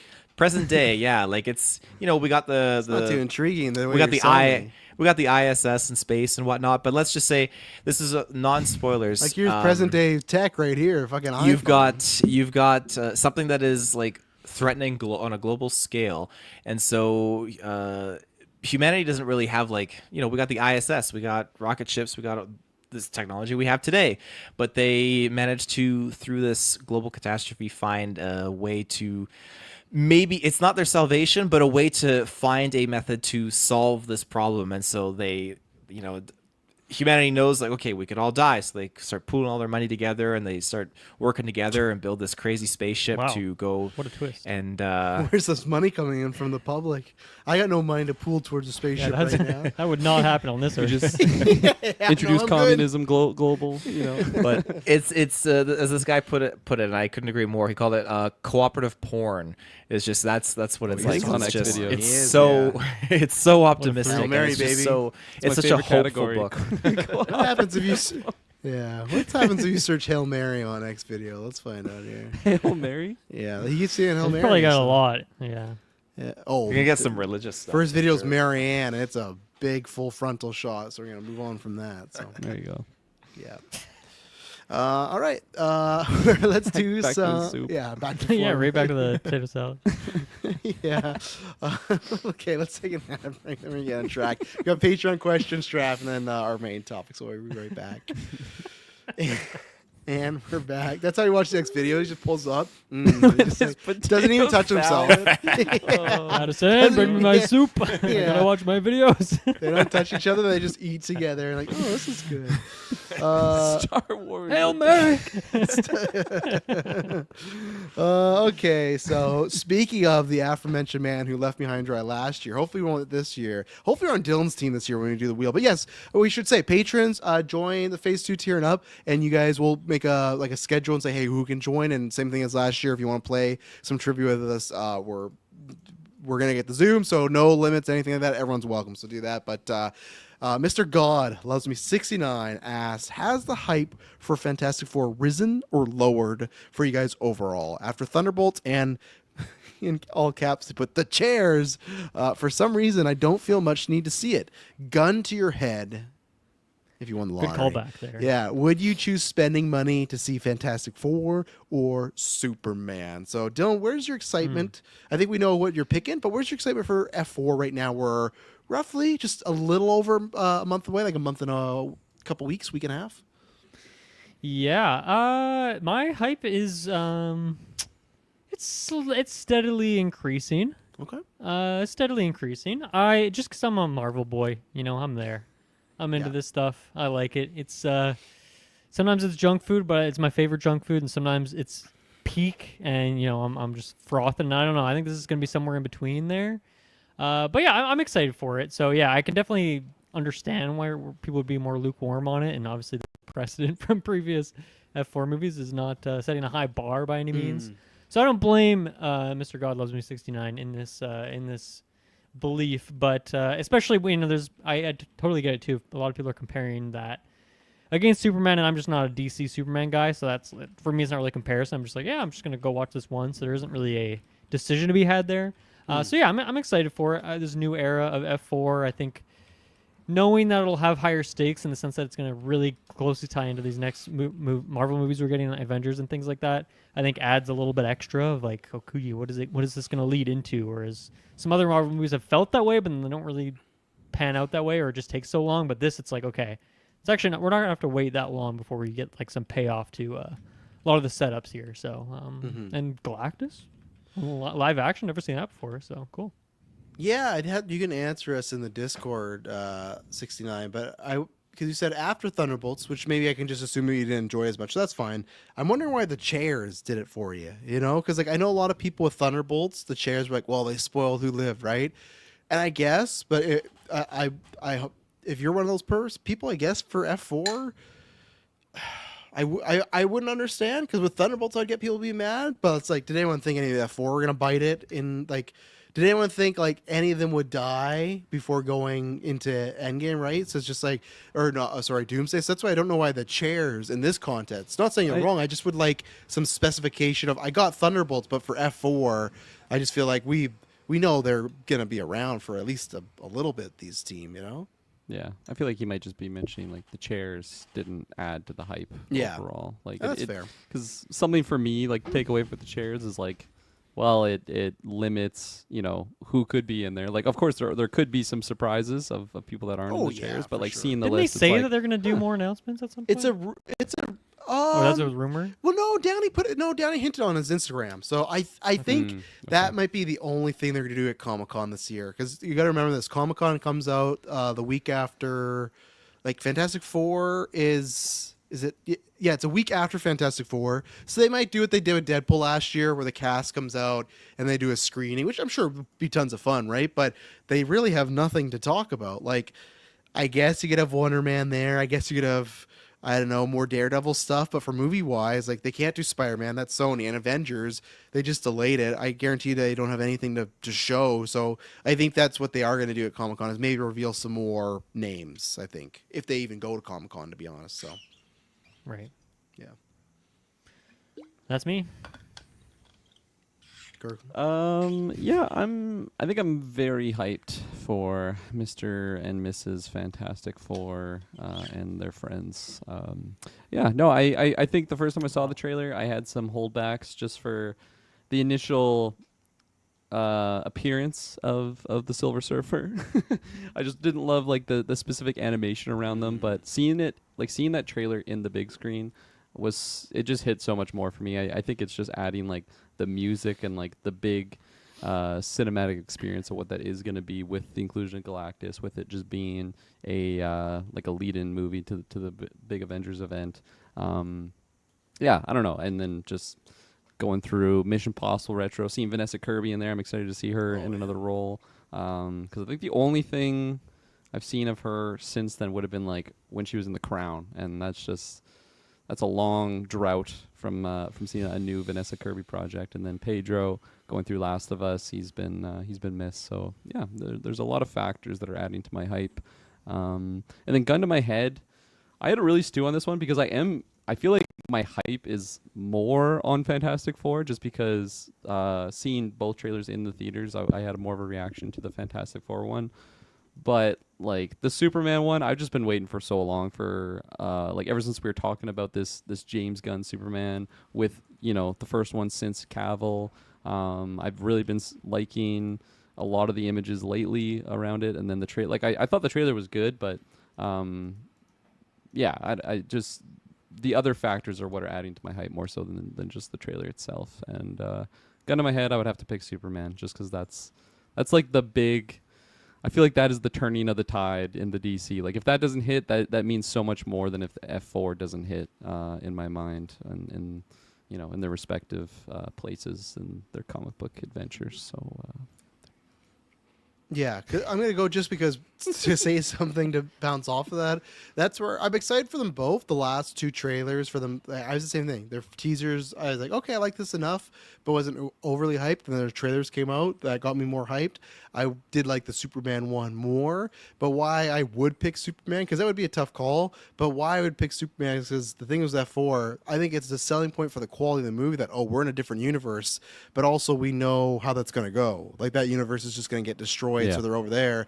And I feel like anything you miss, they're going to update you in the first 5 minutes of Doomsday when the F4 lands, right? When the Thunderbolts are like, who are you? Well, this is what happened to us. You know, like, Right. I think you could really easily see that. And same thing, like, let's say I'm in the universe where F4 comes out, I can't see it in bombs. Well, it'll just be like Eternals or something else where it's like, we're just never going to do F4 again. You know, we did it. They're there for the Avengers movies, and now we're going to move on. Like, they're the cog in the wheel where Superman is the wheel. Like, that is and now we have to see it works, right?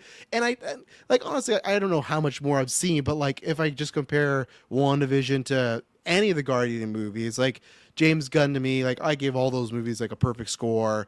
I would pick WandaVision over Suicide Squad, but I just trust Gunn to have like a better quality movie overall. Where WandaVision I love, but had a very wonky, kind of disappointing ending, and it's the same guy. So, and same thing, this might have this too, because you might have to rush to like get them to the end MCU. It's kind of like Thunderbolts, where I wish maybe we kind of had these characters earlier. So yeah, I don't think I'm getting more excited for Fantastic Four, but yeah, gun to my head, I'd have to pick Superman because I feel like that's going to be a very interesting conversation. That literally is, luckily, because Minecraft and Sinners not so much, but at one point that was like the safe haven for Warner Brothers. Be like, this has to hit. So, and there's all these rumors that they're not cutting in a bad way, but they did another test screen. Like, they're trying to like. The latest rumor is just like they know the pressure's on, and they do know, and that's the same thing. I've said this before, where let's say F4 is fine, and again, I have no doubt in my mind that Doomsday and Secret Wars could be the rise of Skywalker for the MCU. Like, it could be such a mess, and if you got Superman, Supergirl, like, you can literally see in real time the turning of the tide, and I think Superman is the start of that. So that's why Superman to me is a head honcho, where F4, I'm very excited. Kirby was my number one pick. I think she's going to kill it. I love Pedro. I love the other chaps in there as well, too, or I like them a lot. I'll say, I won't say love. That's a different level. But yeah, Superman, I feel like I'd be really missing out. Where F4, it's like, I feel like Dylan could give me a quick like 1-2 punch of like, oh, that's what you need to know, you know. Where same thing, it's just like little stuff like David Cornsweet, he's kind of like an unproven property, or like, I know Taylor and Kirkland don't believe me, but fucking Nicholas Holt's gonna fucking kill it as Lex Luthor, you know. Where like, I like Galactus, but he's just the guy playing it. Like, it's not gonna be like, man, like, maybe it's best, maybe they do, maybe it is best film, it'd be great, but it's like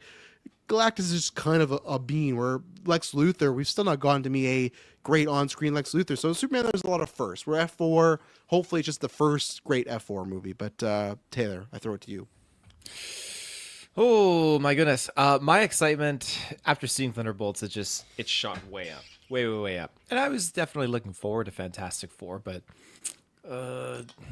is it a spoiler if I say a certain thing from Thunderbolts? No. No? Okay. I think the people post-credit chose, scene, isn't it? I think people chose to watch those movies or not. So yeah, Okay. if you haven't seen it, skip ahead 5 minutes. But I think judging on the box office, people made their decision there. So yeah, the post-credit scene absolutely got me superbly hyped. And maybe that was just, of course, coming off of just how the way the movie ended, but everything in that post-credit, I was like, oh my god, this is awesome. Like, it was just like, I wanted to watch Fantastic Four right then and there to see how we get to that point in that post-credit scene, because I can only imagine it's absolute fucking chaos, and it's not going to be peaches and cream. And just in the trailer too, when they're like, oh, will you be able to save us? And Pedro's like, I don't know. Everyone's fucking dead. this is Pedro. That's all. How you get? Can you save us? Just having fun, man. Making movies, big adventure, having a great time. Like, That's are you pretty here much to his save answer. us? Just having fun, man. Having fun, Making movies. big adventure, great time. As Galactus, like, glong, glong, glong. Galactus is sitting up there. Last one.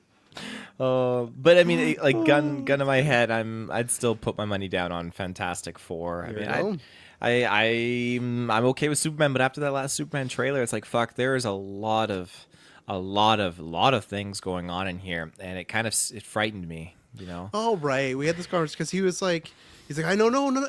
One of his points was like, I don't know any of these characters. I was like, did you know any of the Guardians characters? Like, you grew to love those. Like, I'm not saying it's the same, but like, I don't think those characters are going to be in it as much. I think they're just trying to show off, like, hey, look, big universe. Like, I could argue that with F4. Like, you're gonna have Galactus, you're gonna have Silver Surfer, you're gonna have Doctor Doom, you're gonna have other rumored villains, you're gonna have Herbie, then you got the F4, and then you're gonna have to get them into the multiverse. You're gonna have to destroy But universe. it's pre-established. You're gonna have Like a baby. this, No, like- it's not though. You have the baby to deal with. Like just right there, I listed the same amount of characters that Superman has between Yes, Lois, but- Clark, and Lex, and the In Justice the defense Gang of the or whatever. Guardians case too, where you get the Guardians, like yes, I didn't know any of those characters, but I didn't feel overwhelmed because okay, this is gonna tie in with everything else that has already been established over the course of however many years. This is a clean slate. Like this is the start. Well, I guess Creature Commandos is different. No, that's a the clean start. slate. But no this, one's saying that's the start. You know, this Soft being the like step one, I just feel like okay, like Iron Man 1 didn't have this much stuff going on. that's in it. fair. But it So also that's came my out in comparison. 08, right? Where now that's like the norm is like, what universe do you have for us? Like WWE's like breathing down James Gunn's neck of like, what do you have for us? You know? So Yeah. let's see here. Detail asks, there are rumors of Sinners 2 in the works. How do you all feel about a potential sequel? I don't think we need one. As long as Coogler's attached, I'll definitely be checking out. I will say this comes from Production Weekly, which is not always, it's not a scooper site. They put in like graphs and grids for like when things are going in production, stuff like that. That's why I will say like I don't think this is true because like I don't know, like even last time they updated the Production Weekly thing, it was like Matt Reeves wasn't on the Batman. Everyone was like, oh my god, what's happening? But then when you looked at all the grids, like Matt Reeves wasn't on any of them. So I feel like it's very kind of like IMDb, where I'm not saying anyone can go edit it, and I'm not saying Sinners 2 isn't happening. It was a big hit for WB for original film. For me, it's has to be Coogler, and if he feels there's a story there, great. I think you could do tons of stuff in that world, and I think that he probably has plans because don't forget he made that deal where he gets the rights back to that film in like 20 years. So to me that was like yeah, he would like to play in the sandbox again, but for me it's that's a must. If they said, hey, we're doing a Sinners spin-off and it's someone else, okay, maybe I could see a different director or team. But if it's specifically Sinner 2 and you're following multiple characters from that production, it's got to be Coogler. Like I would still watch it to make a judgment because you never know. Because look, people probably said that about Ridley Scott with Alien, right? And then you got James Cameron for Alien 2. But on the initial, if you're pitching me, for me, I need Coogler to be excited about that. Up until that, I would just be worrisome. So Dylan, you've still not seen Sinners yet, right? That is correct. I will see Okay. it before the end of the before Golden Geeks, but Yeah, I don't know when okay. I'll see it. Yeah. Kirkland, Terry, you guys have seen it. How would you feel about a Sinners 2? With no Yeah, spoilers, obviously. I definitely agree with what you said. I think Coogler has to be a part of it. I think the world they set up is interesting. I feel like if they're trying to carry over, like continue on the story that we were like shown with, just the pieces that were there. I feel like it would be a little bit of a messy like jump into the next stage of the story personally. But I think just once we got into it, I could look past that and just enjoy, because there is fun stuff in that film. So I would be interested, but I'm definitely not like protesting to get this Sinners sequel. I think just on its own, it is just a good project. It's not like there's a lot left on the bone like afterwards for like, well, they didn't even cover this. But also there's some things like breadcrumbs, laid for if we do want to keep going forward. But I would be interested in just what the setting would be and like where we are. But yeah. I mean, I absolutely love this movie, and I would be curious to see an expansion on the world, but I worry. I mean, if they were to do another one, I don't know. It's like it's like the Joker scenario. Joker Folie the à Dieu. movie, okay. Yeah, so I just worry that, okay, you have a movie that just knocks it out of the park and it catches people off guard. It's like, wow, this is really good. Oh my God, da da da da. And then people are like, oh, the men in coats and their briefcases are like, let's get a sequel. Come on, da da da. Here's more money for your sequel. And then you do the sequel. And I was like, well, that really wasn't that great.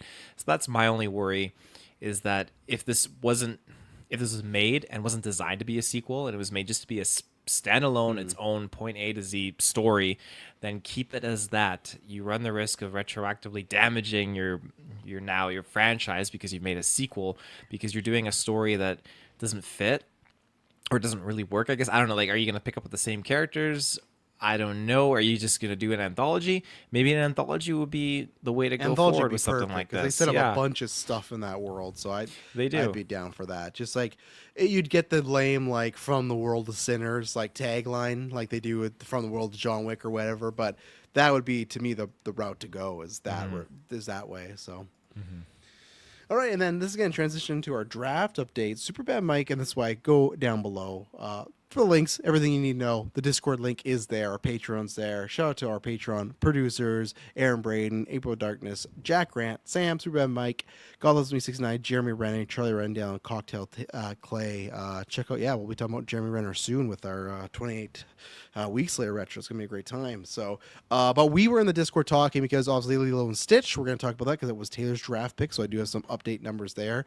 Just blew up the box office, biggest Memorial Day weekend ever. There's a bunch of other stats and stuff. So yeah, beat Top Gun Maverick for that record. And we were kind of going back and forth, which was interesting. Yeah, it's funny that they same weekend beat Mission Impossible, and then from 3 years ago beat Top Gun, and then way That's long Tom ago. Cruise's nemesis. Yeah, Weapon but you know why Stitch.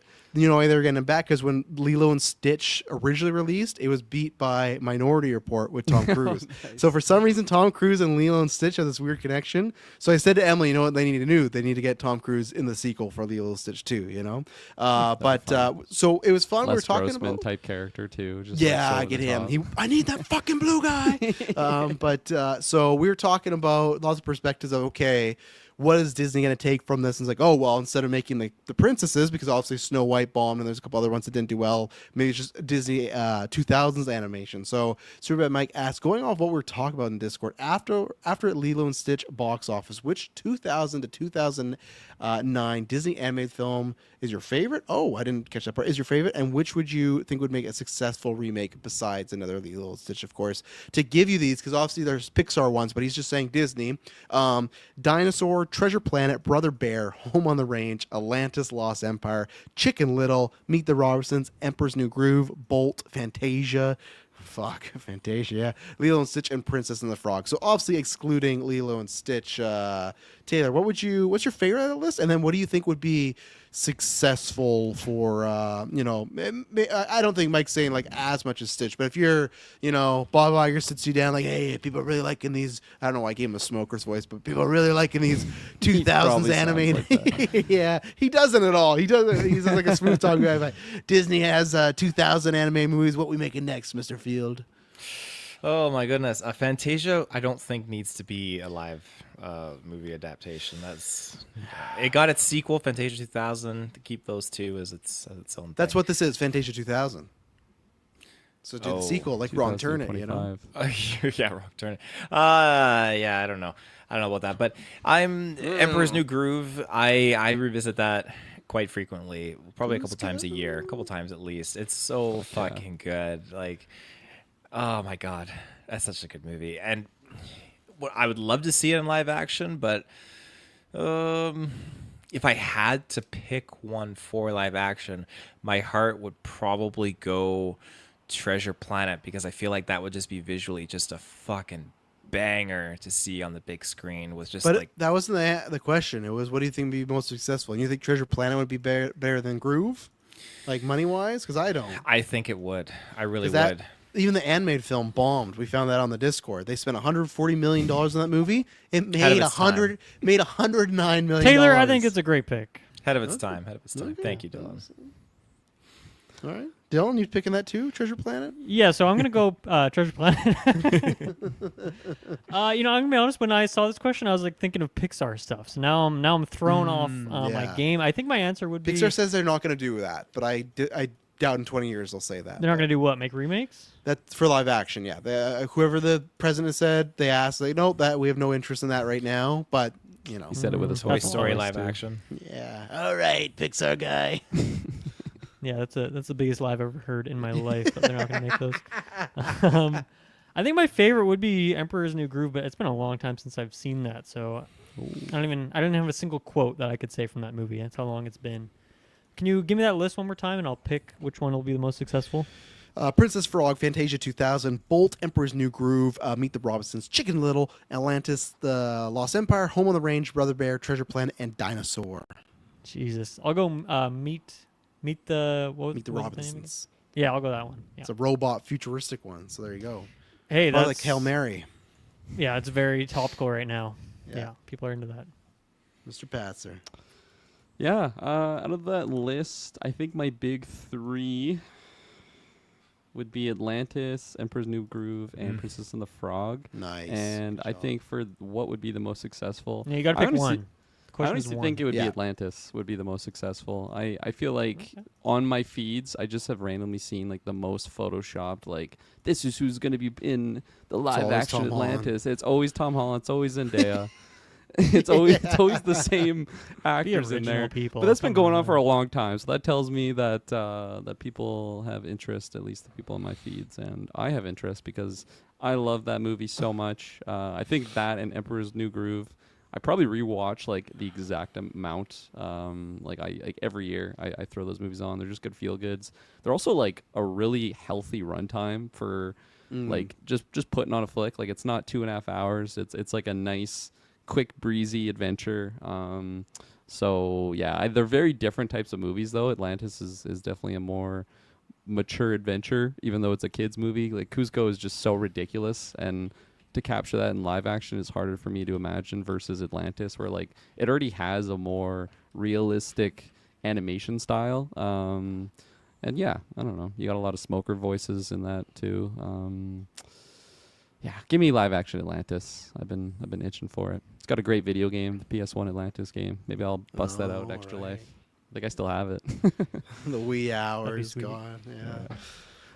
Yeah. So for me, my favorite Princess Frog easily. I think that's a great movie, great songs, really original. Love the colors. Love New Orleans. Like Emily likes that place more than me, but it's like it's a great vibe when you go there. Like everyone's having a good time. It's just such a unique, very cool place. It just has. I can't remember who that guy in Harry Potter says, but when Dumbledore disappears, like he has style. Like that's what New Orleans is, you know. Like it's just like you just feel It's a good time, having fun, big Yeah. adventure, that kind of thing. exactly. Yeah, Make great movies. time. Yeah. So Great that to me videos. is my favorite on the list. A lot of these.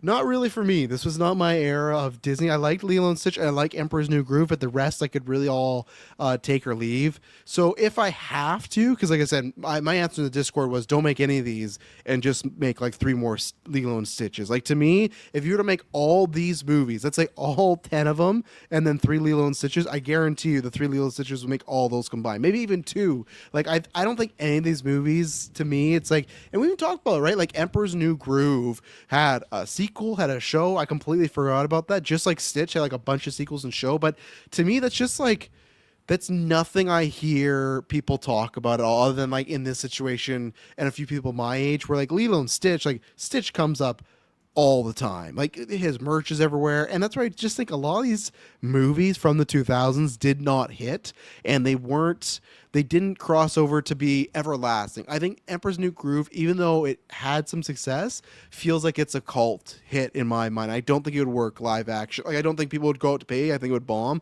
I think all these movies would bomb. I think your best chance, to me, it sucks, but would be Bolt, because it's just like it's a talking dog, and that Crazy.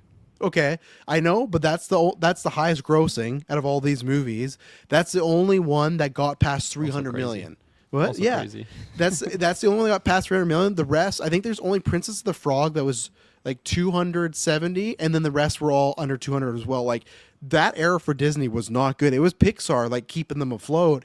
So to me, that's why I would go Bolt, because that's easy. You just you get a young charismatic kid, you get a talking dog. Plus, it's just easier to CGI. Like Princess and the Frog, like I don't want to see the Lion King like realistic frogs talking. Like same thing with Emperor's New Groove. Like it's not gonna be that llama. It's gonna be like a realistic llama, like Lion King. Like that sucks. Like I'm done. Like we watched Snow White because the girls watched at home, but unless the girls really want to see it and no one wants to take them to it, I'm done spending additional money on that. Because same thing, my mom asked me about Lilo and Stitch. I'm like, no. Like luckily my sister's gonna take them because they're just like, these things are not good in my opinion, and that's why I don't think any of these would be good. So I think Bolt would be my answer for successful. That's an easy talking dog with superpowers.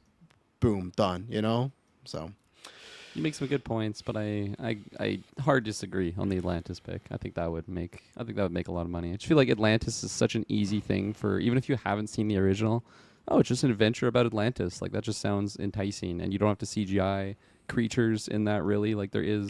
You're gonna be the fucking volume though all the time though. Like you're gonna have the CGI Yeah, world. but it's looking going to be like, dark, where the volume always looks horrible when it's a day scene. So they're mostly all dark sequences. hopefully, yeah. Atlantis 186, Bolt 310. $1 No, billion man. dollars. Day 3 Atlantis No, drops. it's gonna be that situation where they're like, "Who made this decision to greenlight Atlantis?" You know?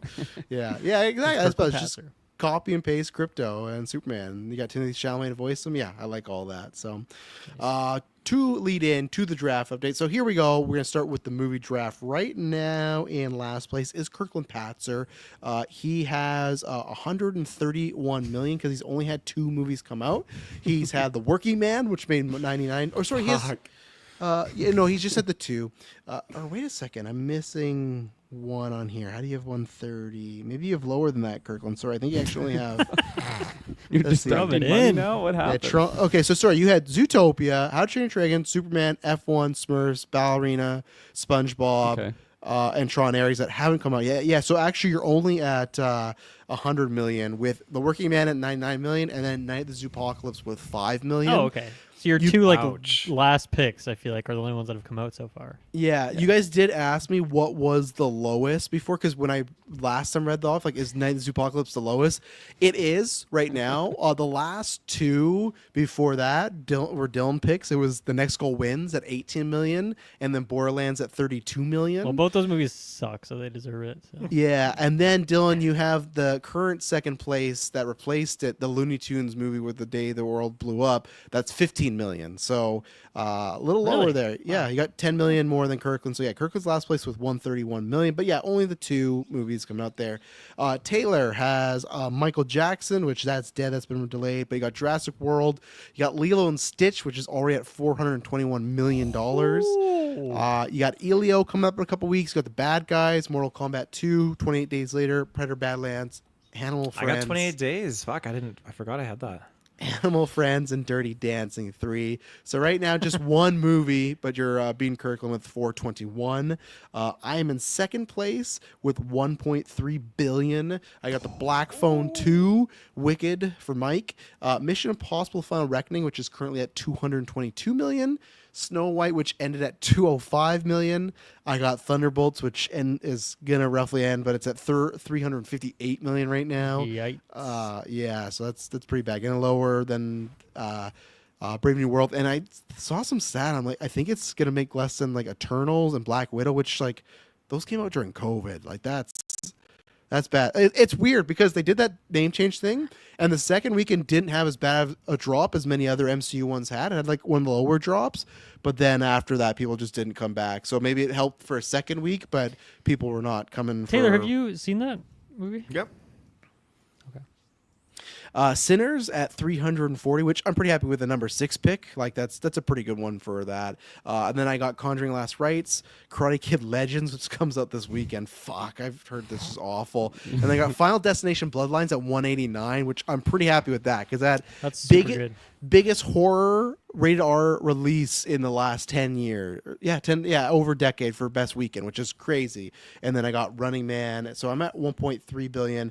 Dylan is at first place with 1.5 billion, so we're really close. We both have 5 movies out, so we're halfway through our list. Dylan, you got though Avatar: Fire and Ash coming out December. You got the Minecraft movie, which made you 951 million. Jeez. So yeah, go back to I had to prove Taylor in the Discord. He's like, I didn't say that. There's live recordings. It's gonna be the next Borderlands. It's not a pick I would do and stuff like that. But how do you feel, Taylor? Now we are Minecraft. I'll get him maybe hit 1 billion here soon. Fucking chicken jockey. Chicken Jockey. And then Dylan's got Fantastic Four coming up. Now You See Me 3. Captain America Brave New World ended at 415. And then, Looney Tunes movie at 15 million. Five Nights at Freddy. Sequels waiting. Megan 2 is waiting. And then you got The Monkey at 68 million and Mickey 17 at 131 million. So, 1.5 billion. So, you, me, neck and neck. Kirkland and Taylor. Far behind, but lots of movies to release. So it's really anybody's ball game right now still. So we got that going on. Okay. Next, we got the MCU character draft, which we got lots of updates with Daredevil and Thunderbolts and etc. So it's all very close except for one person. Taylor is in Fuck last me. place with 35 points. You had Wilson Fisk, you got an appearance point. Strange, you got an appearance point. Punisher got an appearance point. And then you also got an end credit, because remember he had that end credit, so you got 10 points there. 0 for Ghost Rider. You have right now 5 for Silver Surfer. We'll see what happens after the release. Maybe a death or end credit. 0 for Miss Marvel, but you got her dad, so hey, that counts for something. You got 0 for Shang-Chi. You got 5 for Valentina. Too bad she was in the post credit for you. 0 for Scarlet Witch. 0 for Scar, and then 0 for Rick Strange as well. Your bonus pick there. So nothing. It's a bunch of fucking safe points. That's all I'm getting. Fucking safe pick points. It's your. We didn't give you. It wasn't a wheel. You chose these people. Look in the mirror. Yeah. Kirkland is at third place right now with 95 points. He had Spider-Man a leading project. Right now you got Johnny, Red Guardian, and U.S. Agent all in the ensemble piece. Right. And then you got Red Guardian, U.S. Agent for some end credit points. So that was a nice double right there. Nice. Wong a 0 right now. She-Hulk 0. Iron Fist 0. You got Little Falcon with a 5 appearance point. And then you got Happy Hogan and Luke Cage at 0 right now. Luke Cage, he's coming. Yeah. Too many was in that bar. You only got F4 and Ironheart, so I guess Wonder Man, you never know.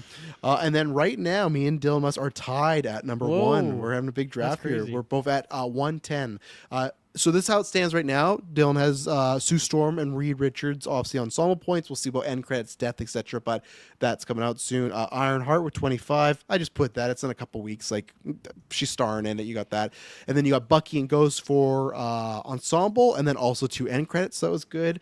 You got 0 for Hulk, 0 for Okoye, 0 for Kate Bishop, and then 0 for Turk. I really wanted you to get points on Turk. I would have been happy to lose if you got that. And then you had ensemble piece, but then you lost 10 points for Taskmaster, which got you to 5. So you're at 110. And then right now, I'm Daredevil was leading a project. Sam was leading a project. He also had an end credit. The Thing an ensemble. Yelena ensemble and an end credit. And then there's Wonder Man still. I'm not putting my points there because that's December. That could easily get kicked. Doctor Doom. You watch The Watcher. Claire, which was my Turk. No Claire, unfortunately. Jessica Jones, because in the new category of if they're announced for a project, I got 10 points for that because she was confirmed by Marvel that she's coming back for season 2. And then we talked about this. I can't remember who brought it up, but someone put this in our Discord. So I have Franklin Richards. That movie's coming out. I think toys have confirmed that it is Franklin Richards, but he's not been any teasers or trailers. What happens? Is that still a surprise, or is he officially confirmed? I will The get only indicator confirmation. is the toys. That's what. Let me see if I can get I believe it's a Funko Pop that's gonna fuck me over. Franklin Richards. I'm not sure if it says Franklin. Is it Richards one of or- those like Barbies that they have with like the pregnant Barbie with like the baby inside? Is that No, there's a baby, but I just don't know if they say. Let's see. It says so. There is a Funko. I'll screen share right now. It says Elizabeth Woman. Fuck. Invisible Woman and Franklin. So I feel like that you- kind of screws me, right? I think you got Funko'd, yeah. Yeah. So If it and wasn't I'm for the fine with that. Fucking Funko, you would have had Yeah. some points. Eh? And it sucks because they revealed she was pregnant. So I was like, as long as they don't say Franklin or Valerina, whatever her name is, like I'd be good. But I just wanted to bring them up so at least we have a precedent set for the future now if this happens again, because we've never had this happen where a toy has, You need digestion support there. big guy? absolutely, all the time, all those lime rickies. But yeah, no, I'm fine. It sucks. I'll take the just 5 points for now. So technically, I am ahead by Dylan by 5 points. But now we've said that okay, in the future, if a toy confirms your character, then that is you're done. Only if it's a Funko. No, I'm saying if it's a toy. Yeah, it can't be some like Chinese knockoff. Like it's Yeah. gotta be Yeah. an What like official. what? I think we need to declare like official North American Marvel stuff. So Legos, everything like that. Mega Blocks, anything, any toy. Connect, I feel like that's Bionicles. No, I mean like movie licensed toy. Like it's like, oh, it's tied to that movie for But sure. that It's doesn't not- say Fantastic Four First Steps on it, but we're still counting it as a. Yes, it does. Okay. I'll say So that's if what it I says think. the name of the Yes. movie on the box with the logo, and it's a Funko, then Nope. yeah. I agree with everything Sorry. but the Funko part. But yeah, I Okay, agree. take the Funko Logo, everything. Okay. Yeah, sure. Fucking Funko and toys. Marvel, you just couldn't keep it in your pants, eh? Oh man! And then last draft is obviously check out. I think it was just the last time I was on SideQuest with you, Dylan. We did the update there, so you can check out that episode. I'm sure Dylan's gonna update some more because we got stuff popping off with the video game draft, and we're gonna be redrafting games here soon. I'm just looking. Oh, superhero draft. This is one we have 1 month left right now. So Taylor, you currently have. For people that don't know, this is we have actors that get cast in either Marvel and DC, and if they get cast, we get a point. Taylor, you got Naomi Scott, Donnie Yen, Mark Hamill, Sigourney Weaver, Siggs, Millie Bobby Brown, Sydney Sweeney, which is a star pick that will get him 2 points. I don't think she's gonna be a project, but you get some fucking bathwater soap, so there you go. Karina Shipka, Simone Ashley, don't know who that is, Cillian Murphy, and then Hugh Grant. So I don't even nobody's remember who that is. nobody's cast Wasn't that yet. the girl from Talk to Me? Oh yeah, I think so. But I had her. No, yeah, he does. Kirkland does have her, so that's a good pick. Who's Simone Ashley Taylor? It says she was in Bridgerton. So Of course, She's in You Attack, don't- how do you Star Wars forget? Attack. She's on Star Wars. Star Wars Hail Mary. Kirkland currently has Keanu Reeves, Jennifer Holland, Austin Abrams, Shamir Anderson, Freya Allen, who's a star pick, Sophia Wilde, which that's the Talk to Me lady, Jenna Ortega, Alea Brown, don't know who that is, Boyd Holbrook, and Amanda Fix. Got some fake actors on Boyd your guys' Holbrook. name. Yeah. And then I got Samara Weaving, Leia Sadu, Jodie Comer, Adam Driver, Palm Clementif, who is my 2-star pick because I'm just waiting for James Gunn. I'll let you all know I'm not dropping her. I'm waiting for James Gunn. He's going to put her in something. It's going to happen. Daisy Edgar Jones, Katie O'Brien, Lee Jung Jae, Karen Gillan, and then Ryan Gosling. And then right now in first place. So yeah, we're all tied for last place. Dylan in first place because he had Sadie Sink, who was cast in Spider-Man. Yeah. And then he's got Ana de Armas, Sean Gunn, Murray Bartlett, Glenn Powell, Kaylee Spaney, Josh O'Connor, Stephen Yun, who is his 2-star pick, Ella Purnell, and then Ao Edaberry. So that's what we're looking like. So we need somebody either to get their 2-star or to beat Dylan, or someone get drafted in the next like I said, month and a couple weeks. If not, Dylan's gonna win the whole thing with just one pick there with the sinker. all you need. So hopefully someone gets cast and we can sink his draft. But yeah, there you go. Some big updates, and we'll get lots. Then next time we'll do this probably at the end of the summer once we got Comic-Con and everything like that. So okay, we'll end it off here with some predictions. So I brought this up because I was editing some stuff for 10 year, and I found that we had done a phase 4 predictions cast. Funny enough, we did it February 2nd, 2020. I did the whole rigmarole promotion talking about like, oh, in the next few weeks we got this and this right before COVID. So we did get the Birds of Prey review, but then everything else spiraled out of control. But it was so weird. I was listening to this review or this episode, and I was like, oh, we're gonna start doing plugs at the beginning. I'm like, I guess for like a good portion we do not plug. We said we used to do them at the very end of the podcast, and we're like, oh yeah, no one listens to that. So I'm No like, one wow. fucking knew about us. Yeah. So I think next year I want to do some every once in a while. Us pick an episode, us all listen to, then come back and like talk about dear. like a time capsule. Yeah, We because should definitely like, do a commentary track of Yes. a episode. That would just be chaotic. Yeah, because today I was listening, like, what are the predictions? And when I was hearing this stuff, I was like, oh man, like there's at one point I had a slip. I was talking about Doctor Doom teaming up with the Mandarin, but I accidentally said Mandalorian, and then it's so funny 4 years later that Pedro would get cast as Reed Richards, like the Mandalorian. So it's just stuff like that. You're like, that's just fucking weird. But yeah, so what we did was phase 4 predictions, and we're gonna do some phase 6 ones here and throw them out. So it's like a draft. If someone predicts it, it's off the map, it's gone.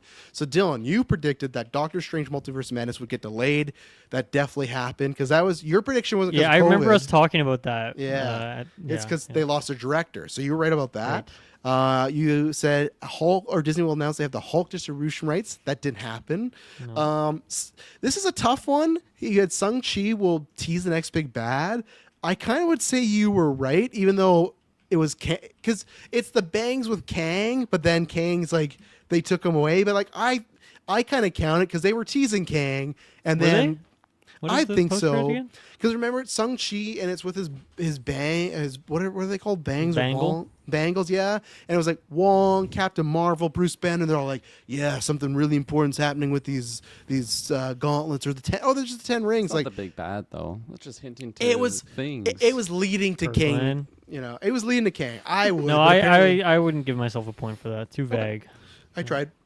John You got Berthel will be Funkode. announced to return as the Punisher, which you didn't get because it happened in Phase 5, but you were close. And then Songbird will be in Thunderbolts. Again, dealing with another close one because the character is in there, but she's not Songbird yet. So Yeah. you're right on the edge. I'm pretty on some happy of with that those. overall, honestly. Yeah.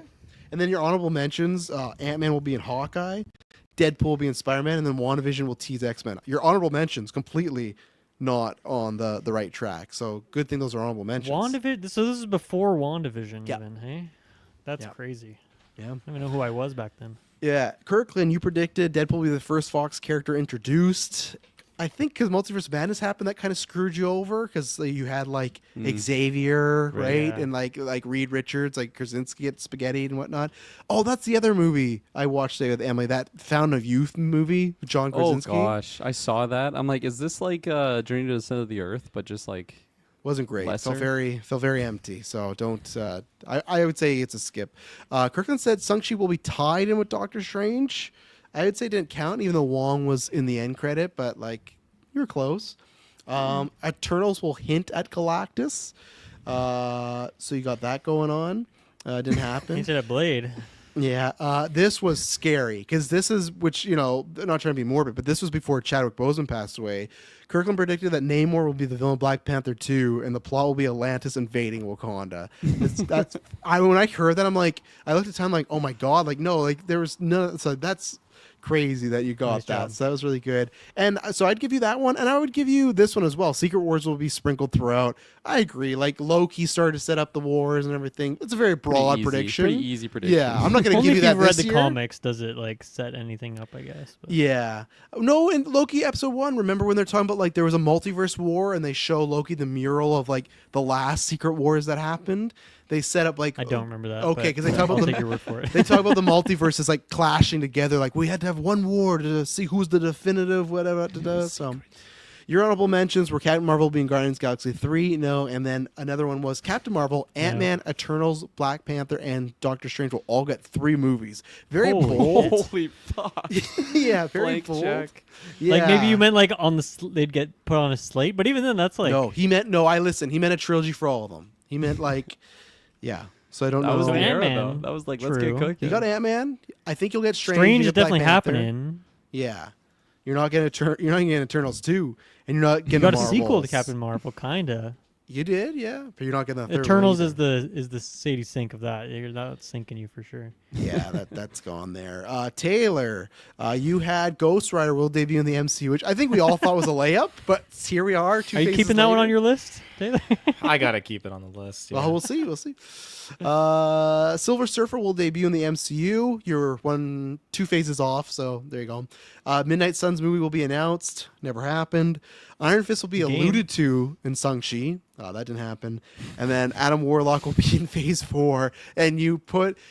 he won't be in Guardians of the Galaxy 3 because that movie's too busy already. That was your That's reasoning. hilarious. And he was still... he was I still in can there. talk to my younger I self. really want to go I'd back and like listen to that. Yeah, that part. and this is what I That's mean. so This is why I good. think next year some Patreon content we're gonna do some commentary tracks and like because I think there's some good stuff here. But then on the reverse, Taylor, your honorable mentions: Toby will be in the MCU, Phase 4. Tom Hardy will be in the MCU. That happened, Phase 4, and we'll see Doc Ock Wow. in the MCU. Your honorable mentions are all correct. Fucking Phase 4, wild. you had them all. It's crazy. It's like that year you Damn. dropped Matt Damon and then he was in 2 Marvel movies. Like that's what you did there.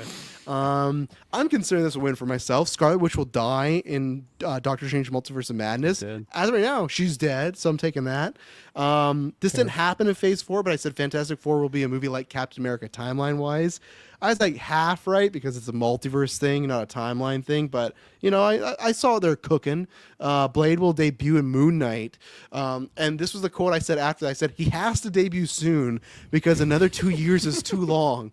Again, this episode was in 2020. I said, in 2 years, that'll be too long. We're now 5 years past me thinking it's too long. So there you go. I was on the opposite end of Kirkland. I said they'll announce Doctor Doom will be the Black Panther 2 villain.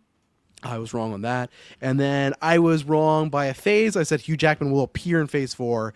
he came in Phase 5. But and again, this was before we got like the No Way. When us talking about all this stuff, this was before like the multiverse and all that type of jazz, like rumors and everything. My honorable mentions was Spider-Man 4 or Spider-Man will be written out of the MCU because we did this cast not too long after that whole. Remember the Sony Far From Home happened, and then they announced that they are no longer working together, and then they came out. So I thought, oh, No Way Home, they're gonna fix that. That didn't happen. And then I said Loki will come back to the current MCU. Obviously didn't really happen in that phase. And then I was with Taylor. Toby will be in the MCU. So I think we willed that into existence there. So Nice. I'll give you the first pick. You want Ghost Rider be your first pick? So this is just, I will say, I'll bring up the movies or the shows that it's just specifically for Phase 6. And also we can say things are announced like we did with this one, but it's where is it? So we're talking about the Avengers films, Ironheart, Fantastic Four, Spider-Man Brand New Day, Punisher, and Daredevil Born Again Season 2. Plus, I guess there could be. Some people speculate they're going to do another movie because there's that May slot open. I don't think so, but some people speculate that. So, but yeah, Taylor, I'll let you. Are you going to do Ghost Rider first, or you want something else? Yeah, I'm gonna lock Ghost Rider debuts. I want to own that. So I guess Wonder Man's also in there. Did you say that one? Oh, I didn't. Yeah, Wonder Man's in there as well. Right. Ghost Rider. I'm expecting some big Wonder Man predictions in this Oh yeah, episode. it's my whole Okay. list. Yeah. Okay. I'm just going. That would be crazy if you just had 5. I'm going in just a random order. We didn't do the wheels, so I'll go to Kirkland. Okay. My first prediction, I'm gonna say Scarlet Witch is gonna be back in this phase. I'm gonna say in the Avengers film, and I'm gonna say it's gonna be basically confirming that our Scarlet Witch is permanently dead. Like she actually died in that sequence, and she's gonna be a variant. Now That's this the is little little caveat to make it not That's so a fun boring. idea. I like that. so not that you have to put this in your predictions, but do you think the variant will be like my father Magneto and my brother? Like, do you think they're gonna full and I just like make her the that. mutant one? That's what I think would be safe because then you could throw an X-Men right away, right? If you wanted. I like that a lot. Yeah, I Yeah. will. I'll take your idea and make it my own. Yeah, you don't have to put that in there, but okay. I'm gonna start off bold. I'm gonna have some fun. I got maybe a couple easy ones, but I'm gonna start off bold. I'm gonna say that Tobey Maguire's Spider-Man will perish in Phase 6. I think in Secret Wars, I think they're gonna do a lot of tributes and shout-outs to our old selves and how you fell in love. You can kill Hugh Jackman again, but it's not the same. They did that in Logan. Tobey Maguire and Spider-Man was like the real big boom to me of the comic book movies. So to me, if you do that, that's like he's the almost equivalent to what Iron Man was in Endgame, right? Where it's like Iron Man started all. If this is a multiverse movie that is tying all these movies together, Toby kind of started all. So I think, and especially too, if Sadie Sink's playing his daughter, I think that is perfect because obviously that's just a rumor. But if that were to happen, then she can kind of like carry on that legacy of Toby's Spider-Man if they want to do more and stuff. And I don't think you kill Andrew. I don't. Maybe the Andrew and Toby die together. But if I had to predict, I think they're gonna do they're like fucking Jin and Andor on the beach. But if I had to predict, I feel like Toby's the one that's gonna bite it because that would pull up people's heartstrings the most. And I feel like there's always a chance Andrew could do more. Where Toby, I think after these Avengers, like he's come back. Get some money. But after he's like, yeah, I'm good playing Spider-Man now. I've done it 3 more times now. I've said my piece. So I think that's happening. Nice. That's a good one. Yep. That's Okay. good. Mr. Musk, you had a busy day, so you're like, I'm ill prepared. I'm feeling so highly unprepared, but I'll fire from the hip here and see what I got can it, come up yeah. with. All right, first one here, and I have a second part to this, but it'll be another prediction. But Oh. part 1, I think one of the Fantastic Four are gonna die in this phase, and I'm gonna say that it's Reed Richards, Pedro Pascal, is dying Wow. in the Wow. Avengers. Just I'd one say of the probably films, right? I'll say probably Secret Wars, but I'll just say one of the Avengers. Yeah. He's gonna die. yeah. Wow. Now, when you say die, is he gonna come back or is this permadeath? I mean, I guess there's multiverse stuff, but I'll say the one that we see in Fantastic Four, the movie that we're gun to our head about to see. That guy's dead. Wow. Yeah, I think he's dead. And then Sue Storm's gonna meet like R616 Reed and just be like, "Oh, hey, I like Reed," or she'll hook up with Namor because in the comics they do become an item for a while. So You can take that prediction if you want. Yeah. And I'm not taking that one. Taylor, back to you. What do you? What are you Back throwing to down? me. I'm gonna say. I'm gonna say Mephisto finally makes his appearance. I think that's a good one. I think there's some rumors about him in a certain project coming up the next year or so. So, Snow Vision. oh, I forgot we do have Vision Quest. Sorry, everybody. That is another one. Thank you, Kirkland. Will debut in Phase 6. So, okay, go. You got a lot of the Hell characters right now. You gonna talk about Blackheart He's next? doing the Midnight Suns. That's his whole. Blackheart. Yeah, they'll announce the Midnight Suns series. Kirkland. Okay. I'm gonna go bold here. Yep. I was inspired by Travis and his boldness on the last one. I'm gonna say that this phase ends the multiverse, and not permanently, but it's gonna close kind of how we're just always pulling from the multiverse. It just seems like every explanation for where we get new characters from the multiverse, I think that's gonna close in Phase 6. I don't think it's gonna be permanent. I think it'll be just like a dramatic, like we're shutting it down to keep threats out, and maybe some people will be stuck in our multiverse, maybe not. But yeah, I don't know. I think that's pretty bold. I think it stops a lot of like easy access to building shows and pulling characters, like I just said. But I think that would add a lot of like, holy shit, like this is it, like this is our universe now. And then of course, next phase they'll probably crack it open again. But yeah, that's you kind gotta- of my prediction there. You got to keep it open so, like, in 20 years when Tom Holland's the Toby Andrew age, That's what I mean. Like keep- 20 years, they can open Yes. up again. Like it's never Yeah. gonna, like that's why I want to make it known this isn't a close forever. It's Okay. definitely not my prediction, but yeah. I'll say, and for the foreseeable future. That's a blanket one, but you know, I'll give it to you. I'm sure they are going to close. So That's not a blank one. I said in this phase. Come on now. I'll go in that same type of realm. It's similar, but I'd say different. Where I am on the bandwagon, so I'm gonna go with the working theory that we are gonna get. So it is like Kirkland's, but not. We're gonna get a new universe that is this, like the 616. We're still gonna have some things carry over, but I think they're gonna do stuff like the X-Men have been here the whole time, and here they are. Like I think you're gonna get multiple universes, like they did in Secret Wars and in the Ultimates, where they're gonna go combine. Same thing as like what's happening with the F4, right? They're gonna come over because their universe is gone. I think what's gonna happen is a bunch of universes are gone. They're gonna cherry pick and put them together. Because I've said this before. I just don't see a world that makes sense where the X-Men have been around the whole time. I think that feels very odd that during Avengers, Endgame, even now, it's like, where has Magneto been? Where's Xavier been? Same thing as like Wolverine, this oldest mutant ever next to Apocalypse. It's like, where has he been this whole time? So I think that's what they're going to do, where it's going to be like Days of Future Past, where when Wolverine wakes up, he's like, oh yeah, this has happened, but then this happened a little bit differently. And oh, this has happened, but it's a little bit differently.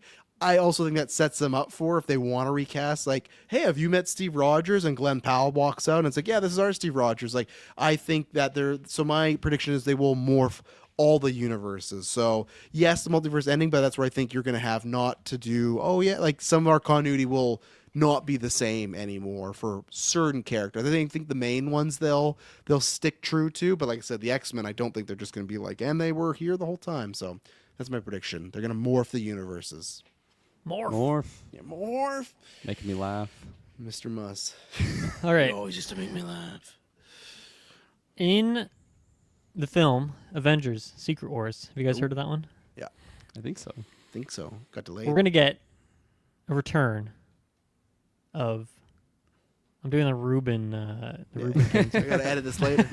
Times 2 speed. we're gonna get the return of Ben Affleck's Daredevil. Oh man. I think that movie might have a sequence where you have like old versions of characters facing off against newer versions, and so you might see like a Ben Affleck versus Charlie Cox or something like that, or not. But I think Ben Affleck he'll be in there. I want those both. I want Affleck, and I really want, like I said, if we get 2 Avengers movies and he's on Disney Plus, and like Charlie Cox just misses everything Avengers again, that's such a bummer. It's like, especially now when they're like, we're gonna keep the show separate again. It's like, he just got here, like he just got back. Like, throw him a bone. Like, have at least if they do another Endgame battle, at least have him on the fucking sidelines, like helping out. You know, like if he's not in any of them, what a mistake. It's just So, their legal support for the Yeah. new Avengers. yeah, for Scar.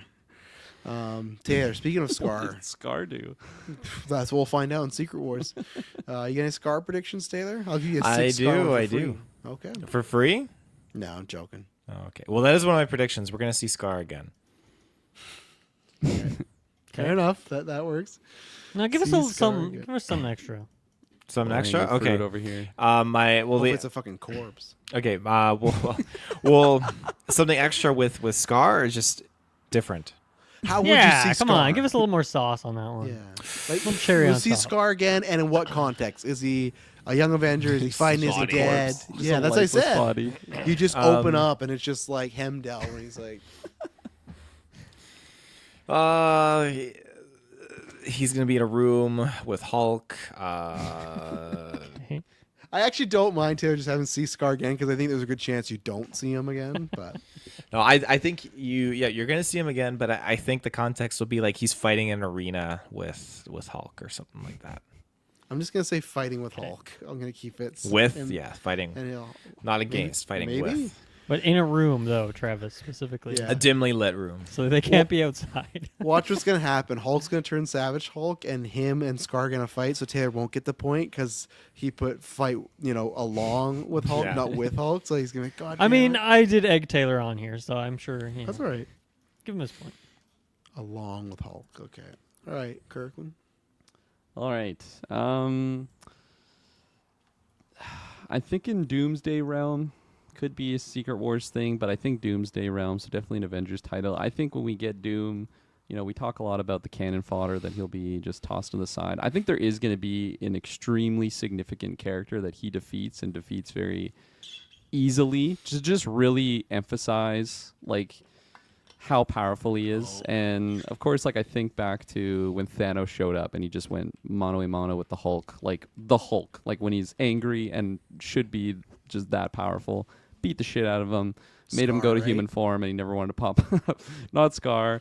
I'm thinking of what character could it be, and of course Hulk is in that category, but I don't think they'll do that again. Just have He's not in that category anymore, though. I don't think too. As Professor Hulk. Yeah, I think we're gonna see Savage Hulk again. But that's something else. No, I think it's gonna be Thor. I think he's gonna kill Thor. He's gonna Jesus. slay the God of Thunder, and no what does he say? No tricks this time, no respawns this time, no revivals this time, whatever the line is to Loki.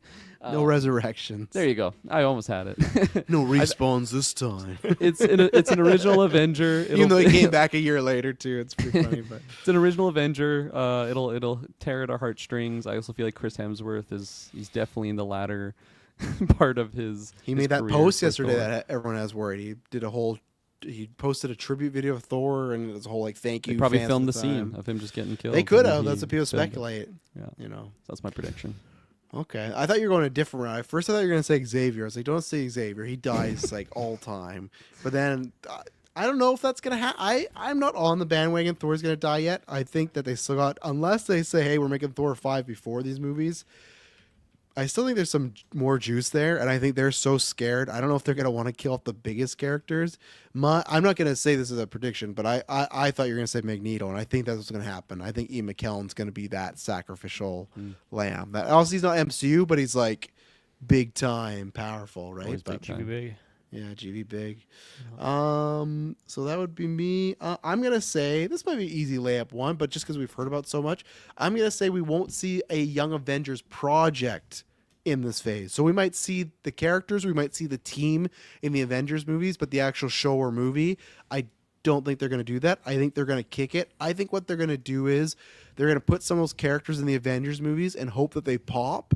And then if they don't, they're just gonna be like, fuck it, we're not gonna do that. I think there's a good chance in the next 10 years it's like Blade where we never get Young Avengers. And they thought it was a good idea at time. And I think they look at Marvels, they look at Thunderbolts, which is especially Young Avengers. That'd be so many Disney Plus characters. Thunderbolts was half and half, half movie, half Disney Plus. I bet they might just completely scrap Young Avengers. So that's why I'm going to say you won't get a project, whether it's Young Avengers or Champions, TV show or movie in this phase. I think they all do a little test and see what's in the air after Secret Wars, So that's what I'm going with. Sorry, Champions. Cool. No respawns this time. So sorry, is part of your prediction that like we won't hear about it at all? Yeah, and it won't be announced. At least if it wouldn't be in this phase, at least if it was announced, it'd be for Phase 7. I'm saying they're not going to say, oh, and before you see Secret Wars, you should definitely check out Champions. Like I'm saying, nothing related to them other than appearing in projects, but nothing as the team champions. Terrible Okay. name. Yeah, Team and champion. Avengers sucks too, though.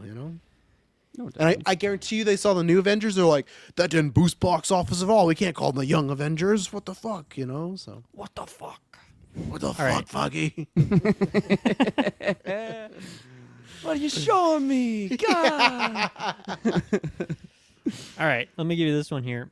I'm gonna predict that in this phase of Phase 6, Blade, the Blade movie. You guys heard of this one? Yeah. It is gonna officially get canceled. Oh. However, they're going to take a lot of that stuff and they're going to morph it into what ends up being Doctor Strange 3. So it's going to be a team up. Blade's going to be in there. He's going to be working. I think they might even take Mia Goth and chuck her in there as well. Yeah, and that'd be they'll just good. take whatever legacy interesting stuff and casting and budget they've put into Blade and they're just going to chuck it over there into Doctor Strange. A known box office success, can get off the ground.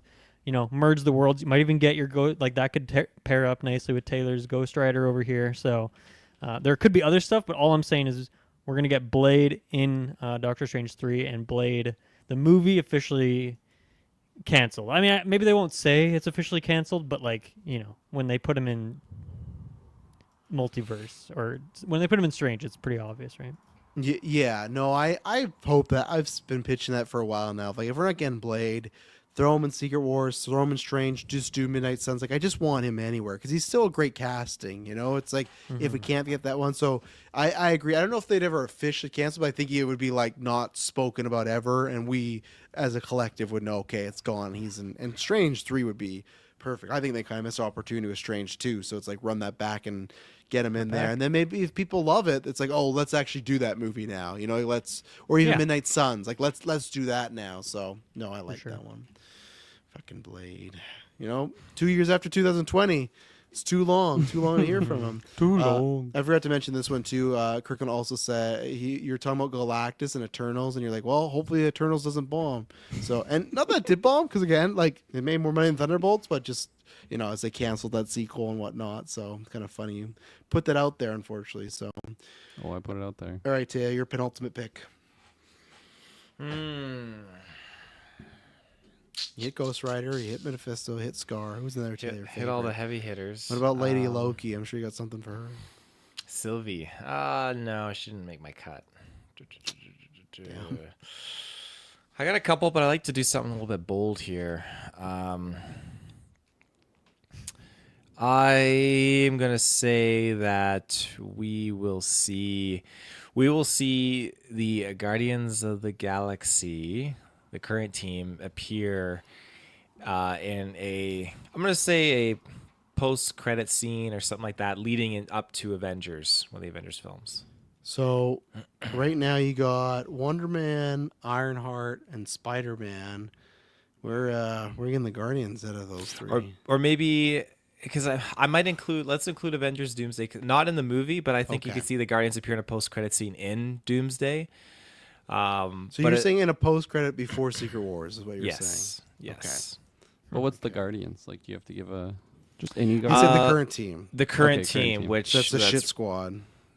Yeah, You got So Rocket, you got Adam Kraglin, Warlock. Yeah, you got Kraglin, who's you going got to die the, off the screen. white hair girl, Yeah, you got Groot, you got Cosmo. you got like a gopher, an otter, or something. I honestly hope a woodpecker. Scar. Yeah, Woody Woodpecker. You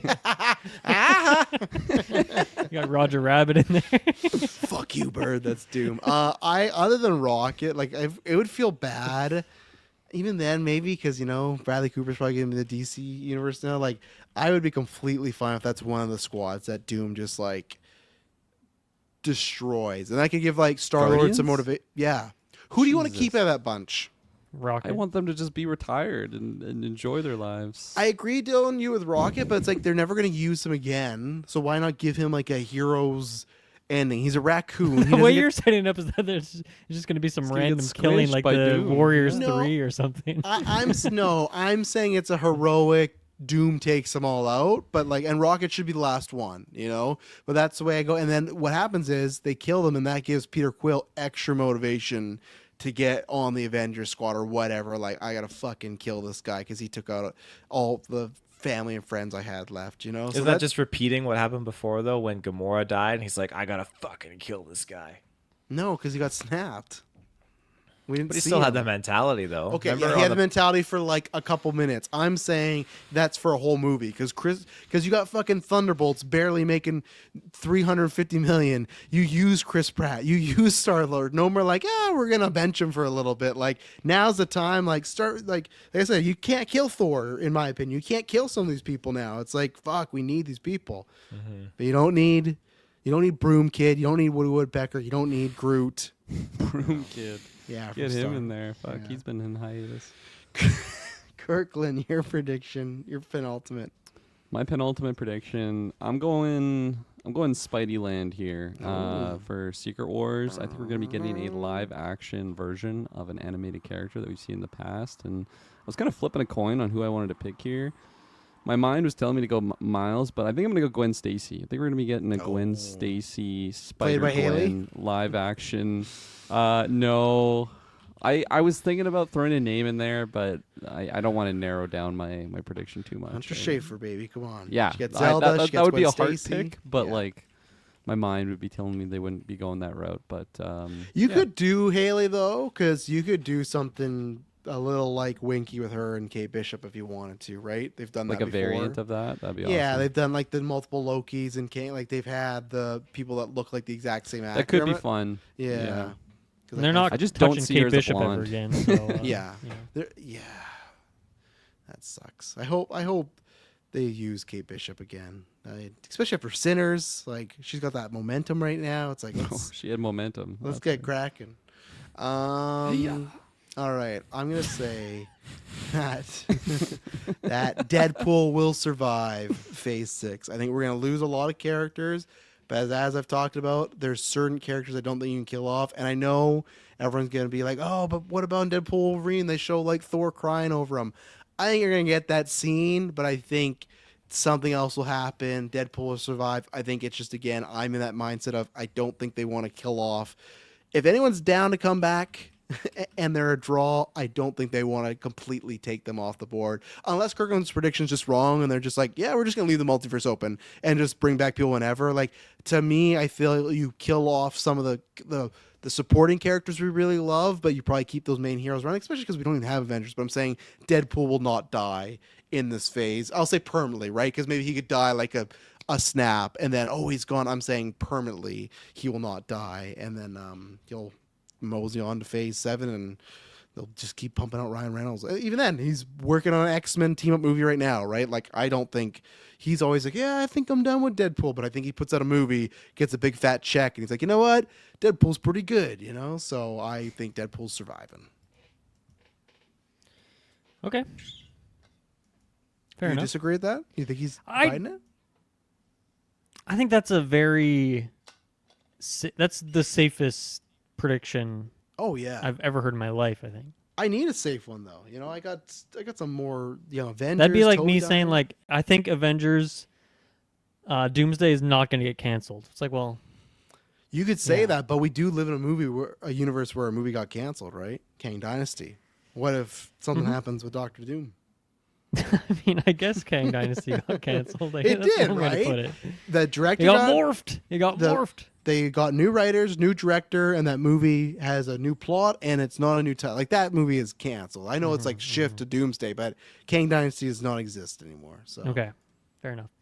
I'm gonna go a little slightly different direction here. I'm gonna say that at some point in this phase, there is a big controversy that Disney used a significant amount of AI in one of these movies, whether that's AI art or they did the secret invasion thing. So they've already done it, but I think they'll do something more overt. Whether it's like we find out that like a script was like written by AI, or at least they use it in the process in a big way, or like They bring back. They fired a Stan bunch of that way. VFX people and like did some AI art or something like that. I think we'll get like it'll be a big news beat. I'll put it that way. Is that specific enough for you Yeah, guys? I think so. Yeah, I like but it. Disney will use AI. Big controversy. Yeah, I think so. I Big said, adventure, big even- controversy. yeah, even Stan. If they've used Stan somehow to bring him back for Secret Yeah. Wars, like very much worried they could do some shit like that. So, Yeah. all right, Taylor, your last one. Oh, I think I'm gonna go back to the world of Hulk and say that Hulk is gonna die. Just at any point in this phase. At the start of Spider-Man, While fighting against that's the Scar. motivation. Yeah, Scar they actually all fucks him. connect. Okay. I don't think that they're gonna keep, if they ever do a Shang-Chi 2, I don't think they're gonna keep Hulk or Bruce Banner around to that point, even though he was a part of that brief narrative post-credit scene. I think that has been squashed. I think Oh, I that forgot he's about that. probably gonna be one of the guys to die in Avengers Doomsday. I think I feel like with the whole Thor thing, I think there's a chance that the last remnants of the old guard are gonna get capished. Really? Peached. I agree with you about Hulk, just because I don't think he's a draw. That's like I believe that because that rumor's getting more heat about the Spider-Man Hulk thing. I don't know why they're doing that. You guys talked about it. It's just like they just tried that with Red Hulk and that didn't work. And I don't think Hulk in his current state is a draw. So to me, when I'm talking about like the big players, Hulk is a big player, but I think you can kill him off now, and it's not like a big like.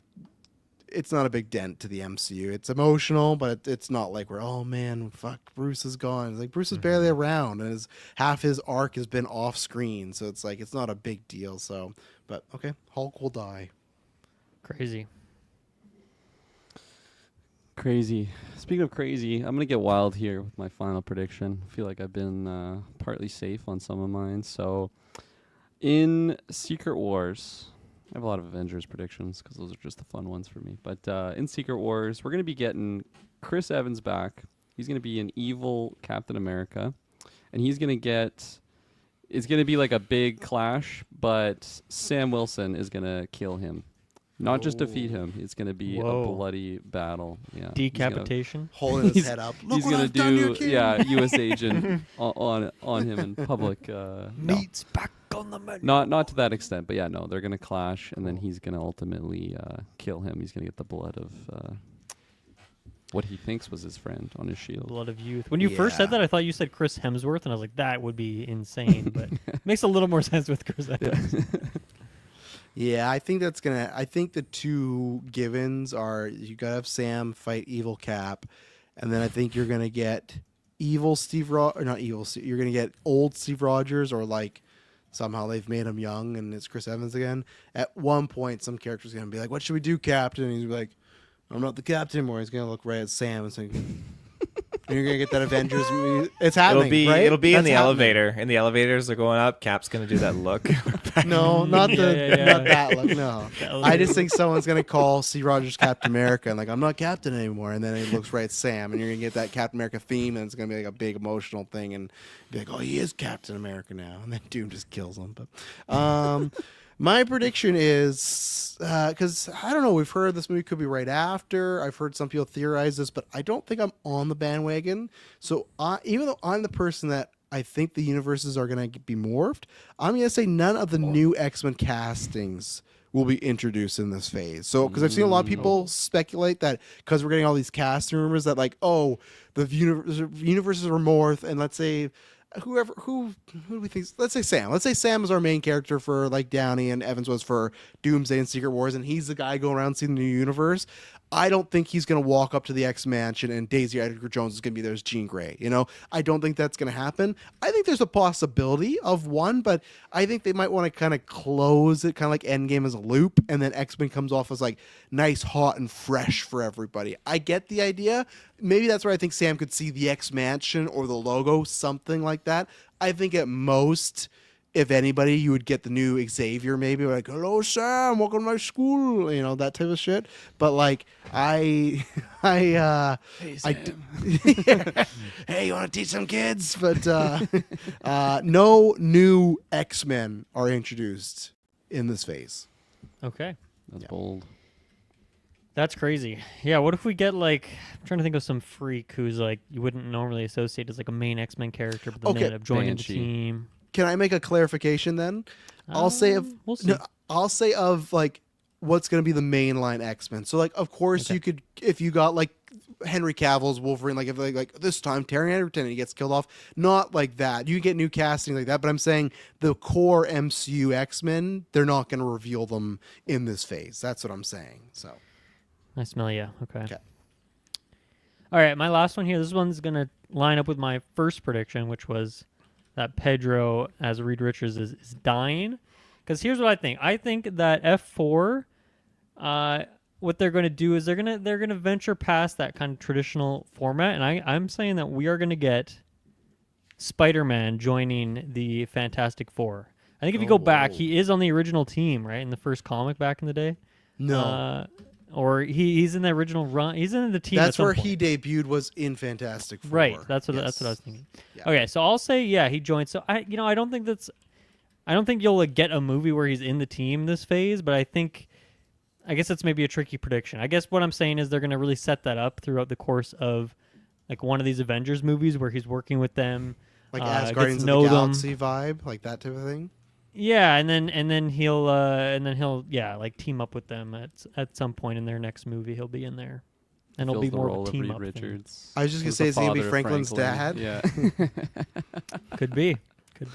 Johnny's just best friends with this guy, and then he walks into the room while It's a he's like, wobbly prediction. I don't "Hey, Johnny." have it all charted out, but I think roughly Spider-Man is an F4 team. Okay. That's kind of the energy. Yeah. I like it. Yeah. Yeah. Sue got to pick between Reed, Namor, and Peter Parker. So there you go. A lot Peter of options. Parker. There you go, ladies and gentlemen. Of course, when we get to the specific films, we'll still do those predictions, but this is like a big, broad draft one. We'll see what happens, because as you can see, when we did the Phase 4 one, some of them were scary, eerily on point, and then some of them were completely off the beaten path. So we'll see what happens come... I guess when we talk about this will be January 2000 something, because it's kind of weird. Usually what happens is we have a phase ending in like May, and then Comic-Con's around the corner, and that's when they're like, here's our next phase. But if everything stays the same, we're going to have Secret Wars in December, and then Comic-Con's not going to be till like 6-7 months later. That's kind of crazy. We're not going to get like that almost immediate, oh, what's next? They're just going to really like let Secret Wars go, and we won't have anything. So there you go. So we'll talk to you all January 2028. So we're going to be talking about the results of this, and I promise you. Doesn't actually sound that long away. So.